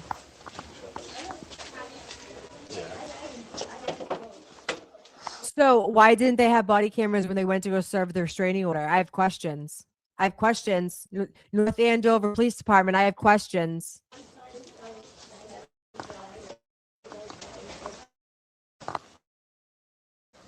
Thank you. My name's David. I'm with the Mass State Police. Exactly, I'm Amber. DA's office. This is Cam Ortiz. And just so you know, I have a body cam on. So unfortunately, I have the police were under arrest today. Okay, so this is state police that came. Well, why are the state police arresting her? Why are stadies there? Why aren't North Andover Police Department there? Why is there stadies? And not for nothing, we know from the Karen Reed, if they had body cameras on that whole time, things would have looked real different, right? But no, they don't have them. But they have them today when she's in the hospital because she was shot in the chest by a cop. So now they have body cameras? I have fucking questions. We're gonna call your attorney so he knows. Oh, okay. And then we're gonna try to get you arraigned via Zoom Got as it. soon as possible. All right. I'm sorry, this is kind of a shock, but What about the chest tubes? Eric, something's gonna change. Yeah, you're staying here. You're gonna get arraigned from your bed. Oh. All right. Either we're gonna do it from my laptop. I don't know. The 10 might come down here. Do it for my laptop, he said. Kelsey was arraigned from her hospital bed via phone. She was held on dangerousness and ordered to go to jail as soon as she was well enough. We don't believe that Kelsey pointed her gun at anyone except herself. Not really. Can I just say, I think it's amazing that Martha Coakley got involved. She didn't get up there and she didn't like lawyer, but she was taking notes and she was getting every point across and handing it to Bradle. Martha Coakley was our attorney general in Massachusetts at one point. She was like the head, and then she's no longer, but she offered her services to Kelsey. And she was the AG here in Massachusetts. Really happened here, and our client is innocent. On August 15th, the defense's bail petition was heard in Essex Superior Court. Kelsey was once again arraigned from her hospital bed.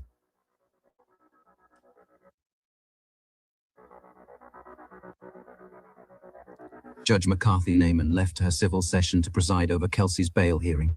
This was highly unusual and suggested she was taking an unhealthy interest in the case. Unsurprisingly, she denied bail, and her conduct behind the bench would become more and more bizarre. This woman is like evil incarnated. Like she's an evil piece of shit. This judge. I mean, Bev. She makes Bev look like she's just a party girl with the martinis at 8 a.m. Right? This woman was fucking evil. Yeah. Sorry. I'm stopping a lot. My bad. On August 25th, the Essex County DA sought a high-stakes indictment for armed assault with intent to murder, which carried a potential 20-year sentence. But the grand jury rejected that theory, returning a no-true bill after finding insufficient proof of an intent to kill. Instead, they indicted Kelsey on the much lesser charge of assault by means of a dangerous weapon. I agree, honey. Which means they were utterly unconvinced by Officer Noonan's story. This decision dismantled the state's attempted murder narrative, shifting the case's focus toward a mental health crisis. By failing to secure the top charge, the prosecution saw the maximum potential prison time plummet from decades to just 5 years. On August 28th, the judge found her dangerous, but allowed release under house arrest and scram alcohol testing. On August 29th, that's my after son's 2 birthday. long months, major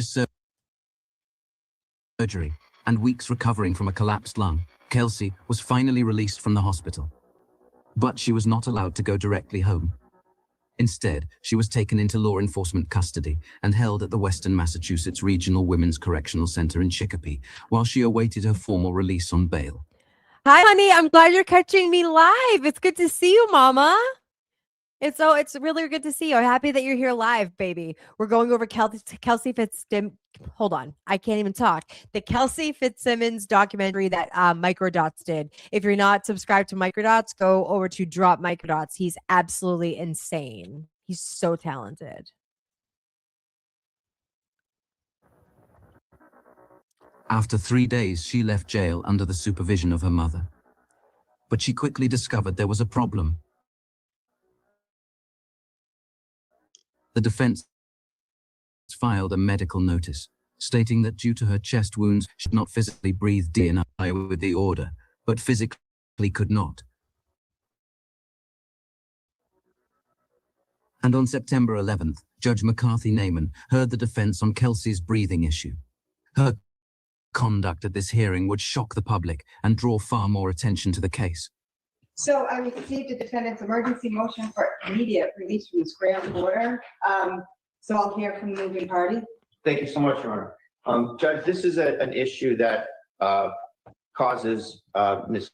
Fitzsimmons a lot of pain. And I don't want to conflate her being able to pass the test because she's been passing them, but she has about 4 hours of pain and dizziness afterwards. And you know, I don't think anyone, and I know the court would share my thought that a torture device for her. This shouldn't be something that causes her pain, impairs her rib healing, et cetera, et cetera. So, you know, we're not trying to get any sort of advantage over anything. We just want her to not, A, to not be in pain for hours after these tests, and B, you know, we just want her to not have the anxiety that if she has a difficulty doing it, that she's going to get a knock on the door and get locked up. You have Mr. January's email regarding his own observations about what happened. Mr. January is Kelsey's probation officer who witnessed her struggling in pain to take the test. The defense submitted an email from him acknowledging the issue, and he is present in the courtroom. And, you know, I think that says it all. That's someone that has no bias or interest, and, you know, probation enforces court orders, and that's that. And he is telling the court this is a problem.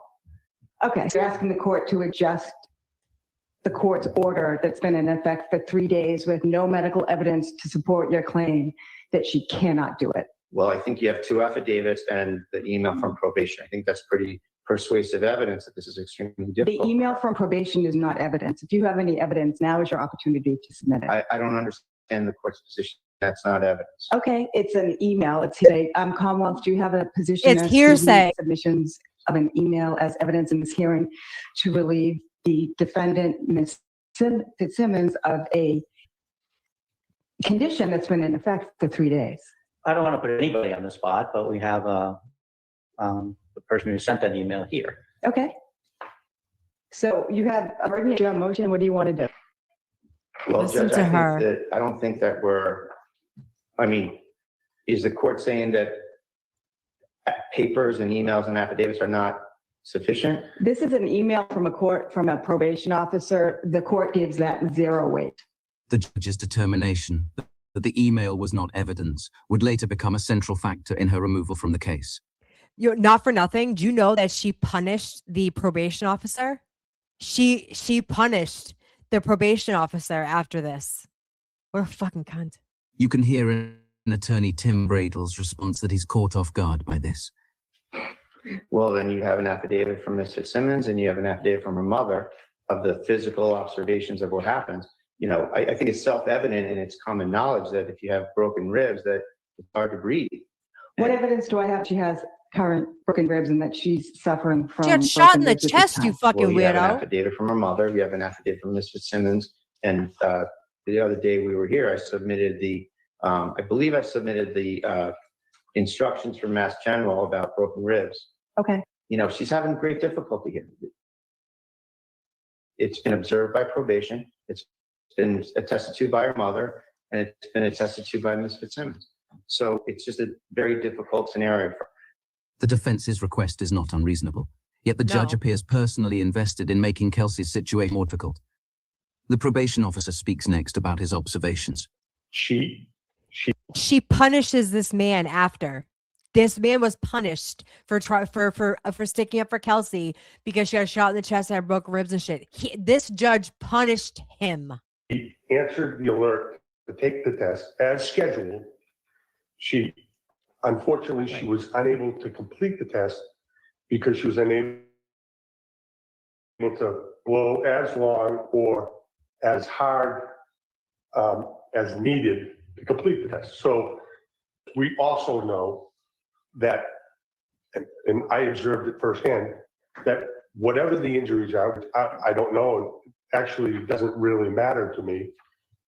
But when I was doing the installation process and observed what was genuine pain, like genuine pain. So any objection to any of the terms used by the probation officer? Okay. So listen to her. McCarthy Neyman invites the prosecutor to object, but What? he doesn't.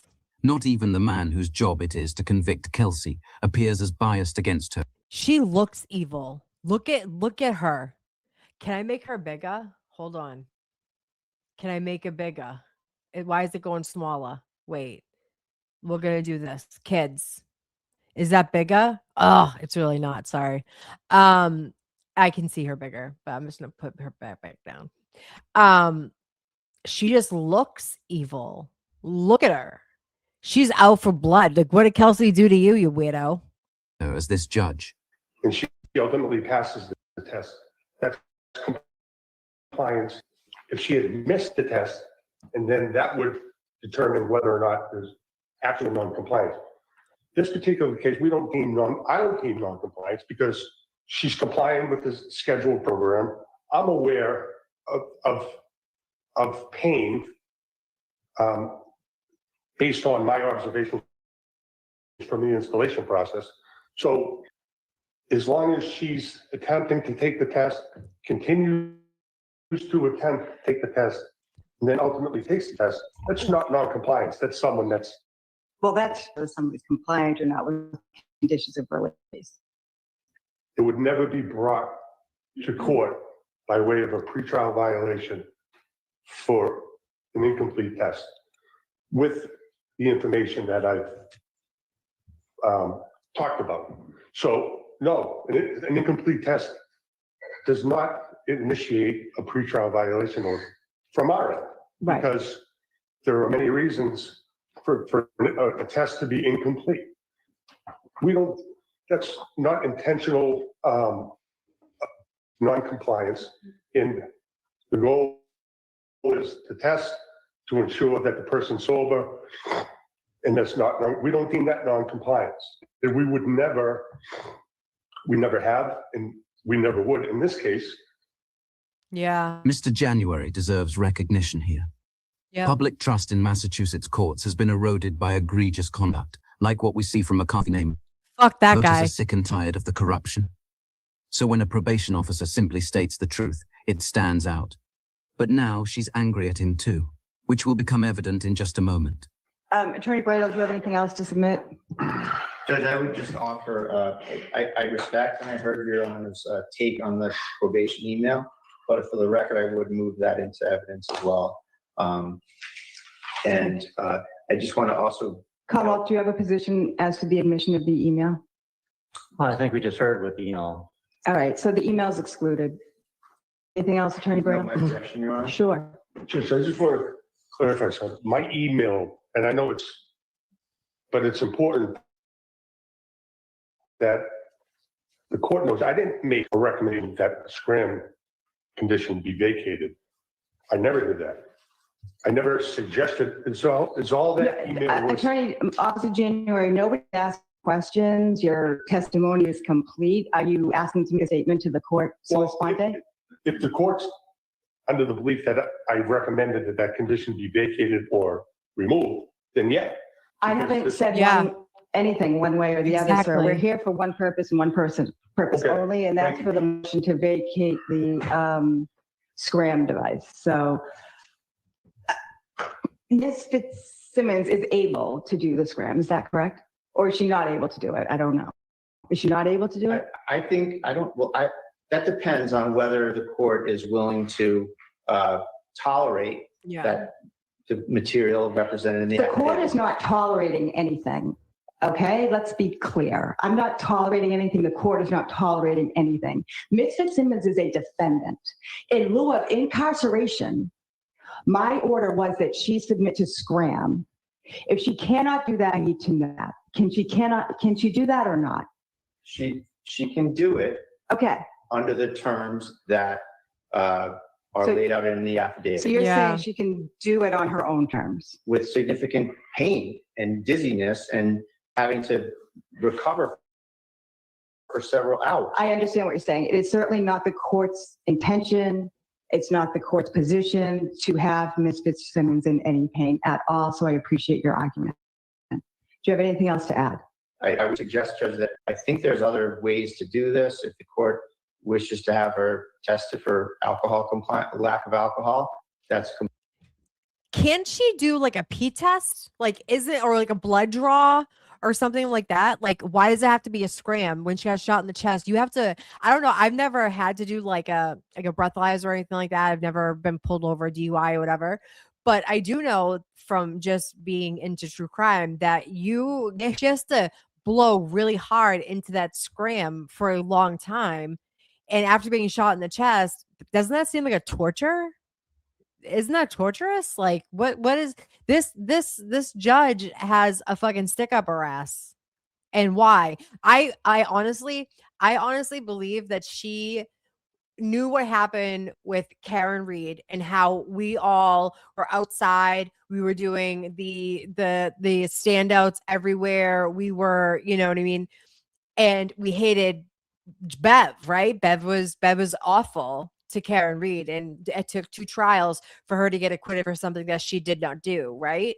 And I think this judge knew that people who were backing Karen Reed started backing Kelsey, and she had a stick up her ass about that, and she wanted to make a name for herself, like, oh, I'm the bitch judge that's going to be all over the TV. You certainly are, ma'am. And you got removed because your behavior is fucking vile. Vile what you did to her. completely fine with the defense, but just the means that's of being employed is kind of a torture device. Okay. But it is not this court's intention I understand to torture Ms. Fitzsimmons at all. The court's goal Happy is to make sure birthday! the community is safe, Officer Noonan is safe. So I hear Happy birthday to your granddaughter. you loud and clear that the defense views Ms. Fitzsimmons having to do the scrim as cruel and unusual. And Yeah, I truly, oh, sorry guys, I'm stopping a lot. I truly believe that that's what it was. I think that she knew what was going on with the Karen Reed stuff, and all of us that have been so dedicated to getting Karen Reed acquitted for something that she didn't do all these years. And then all of a sudden that happened to Kelsey. Bradel took case and everyone started to support Kelsey. She had to stick up her ass because she knew that it was going to turn into the same thing as Karen Reed. I swear to God, that is my angle. And that's why she's acting like a vile piece of shit to her. Because she was like, oh, well, fuck all those protesters. Look what happened. It got bigger and bigger because of her and her behavior. She did this herself. and torture. Is that your position?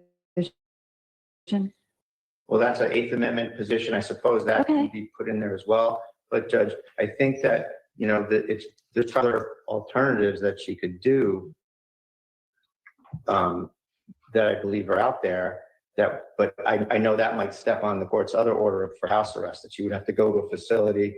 I know there's like urine tests and things like that. So I know there's other possibilities out there that, again, she's not going to use this to create a situation where she can go drink alcohol. Okay. That's not at all what this is about. So I just want to ask the court to consider any other alternatives that might not pose this type of an issue. Okay. Thank you. Attorney Gubitosi or Attorney Moriarty, do you have anything to add? No. Okay, I'm going to leave the bench for a few minutes. I'll break.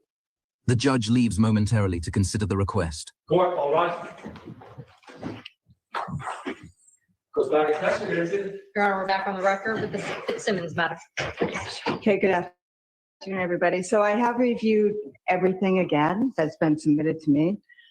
And I will state for the record that Fitzsimmons has moved twice in a 3-day period to amend her conditions of release. Just days ago, the court concluded that the condition of remaining alcohol-free and submitting to SCRAM monitoring was necessary to ensure the safety of the community. After a thorough review of all of the arguments and submitted by the Commonwealth and Fitzsimmons, that conclusion remains unchanged, regardless of Fitzsimmons' claimed physical limitations. Based on an affidavit submitted by Fitzsimmons' mother, the testimony of Assistant Chief Probation Officer Jeff January about his observations of Fitzsimmons' apparent pain during the SCRAM installation, cruel and unusual punishment, and torture to continue to require Fitzsimmons to comply with the condition of being monitored by SCRAM. The court concludes that Fitzsimmons cannot abide by the condition of being monitored by SCRAM. Without this condition, which ensures that she does not consume any alcohol, the court cannot assure the safety of officer. Release is vacated, and Fitzsimmons is ordered to be held without bail pursuant to Mass General Laws, Chapter 276, Section 58A. And a written order will follow. That's the court's order. Thank you. All right, Your Honor, Jack. Can you fucking believe it? Can you believe it? Look how vile. Look how. Can you imagine looking at that face every day? Can you imagine? Can you imagine whatever her family having to look at that face every day? Can you imagine how she treats her children? How she treats her husband? She didn't want the heat from Massachusetts residents. And it's one of those things, you have to make like an example of people. She made an example of Kelsey at this point because the free Karen Reed people started to support Kelsey. And she was like, oh, well, this ain't happening. And look what she did. She's scary as hell. Granny says, and look at Justin, his drunk drug self. Yes. Yep. His drunk drug self and being put on leave.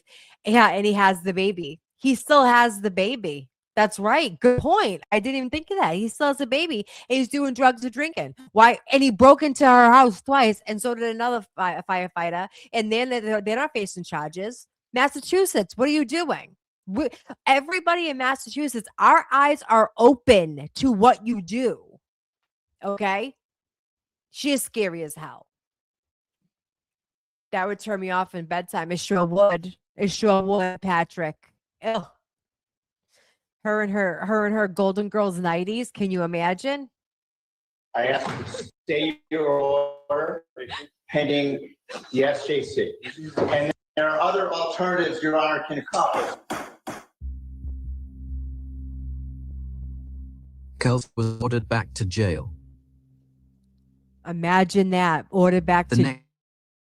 Day, Judge McCarthy named filed a formal complaint against the probation officer, accusing with the defense to manipulate the court. The defense cited this as proof that she wasn't just making a legal ruling, but was actively working against the defendant.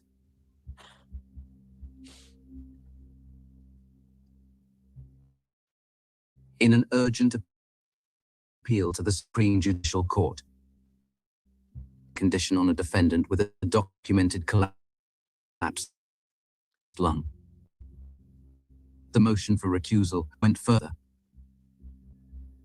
alleging the judge had abandoned her neutrality by conducting an undisclosed private investigation into Fitzsimmons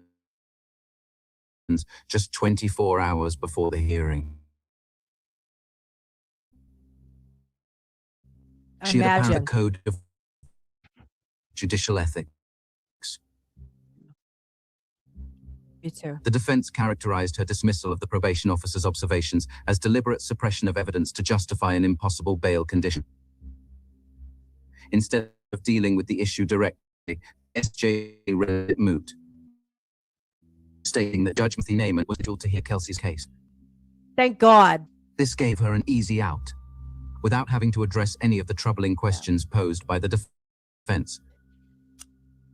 Like, Mazza Media did so much for her. Like, so much for her. I hats off to him. I love me some Mazza, okay? I love me some Mazza. What is her relation to Officer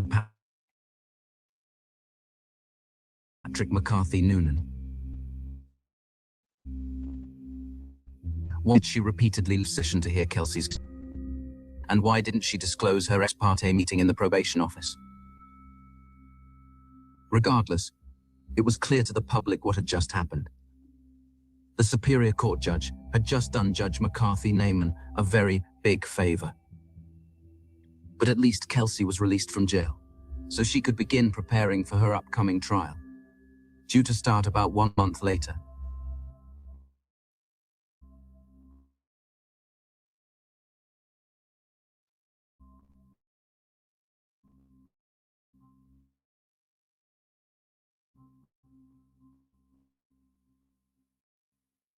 On March, after a 4-day trial, Fitzsimmons found Judge that Kelsey ever pointed her firearm at Officer Noonan,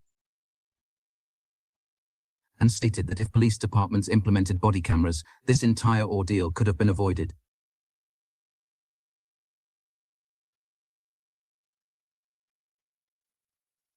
If you would like to support Kelsey, the link can be found in the description. Thank you for watching. Please like and subscribe. And to support my work on videos just like this, become a member at patreon.com/microdots. You guys, the best $5 you'll spend in a month, okay? Microdots is absolutely amazing. He is a great man. He is so talented. And he's the only person I subscribe to on why am I not on video? What is happening? Kids, what was happening there? I am a Patreon over there. It's Patreon.com/microdots. Go over and support him. He's absolutely amazing. He does drops like for videos. I feel like before they get on YouTube. He's very interactive. He puts his Patreon members like as like supporters at the end of his videos. He's just like amazing, talented, and it's worth the $5. Patreon.com/microdots. So yeah, if you guys could go over there, or he's also on YouTube. You can go over to Microdots. That was the end of the Kelsey Fitzsimmons documentary that he put out.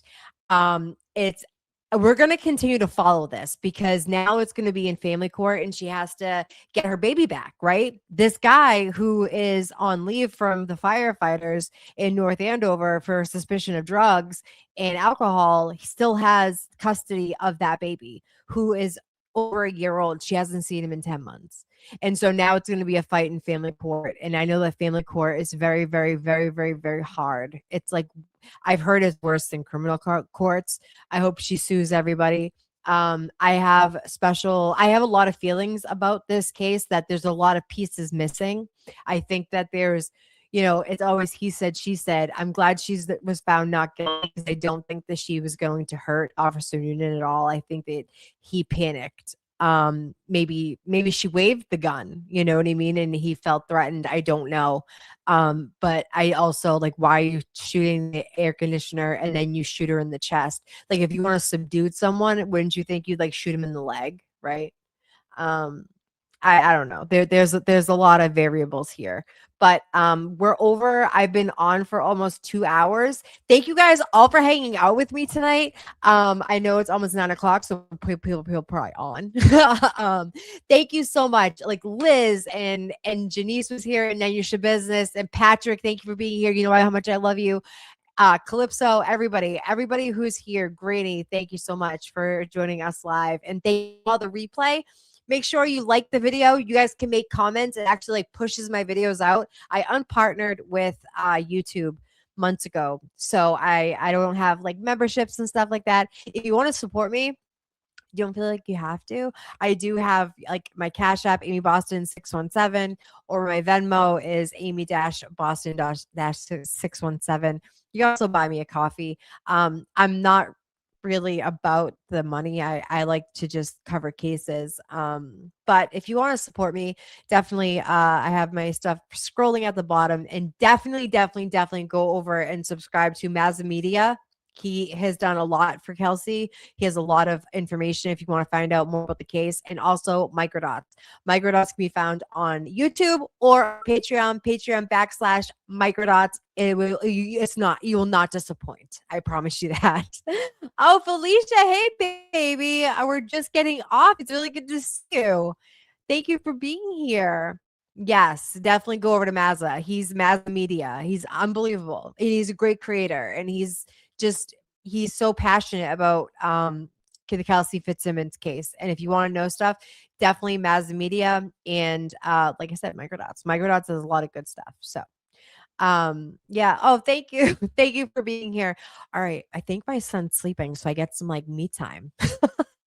My mom's like, I think he's sleeping. I know. Yeah. Go back and watch the replay. Thank you for being here. And I will probably see you guys all in chats anyway. And hopefully I'll come back tomorrow. And I have a case that no one is covering that I want to cover. It's the boy who got found in the water. I have a whole thing about the smiley face killer and like Riley Strain and all of that. So I really want to do like a deep dive into the boys that are being found in water down south. So if you guys are into that, I am going to hopefully maybe tomorrow, if I get some time, we can do it. But thank you for being here, and I will see you on the next one.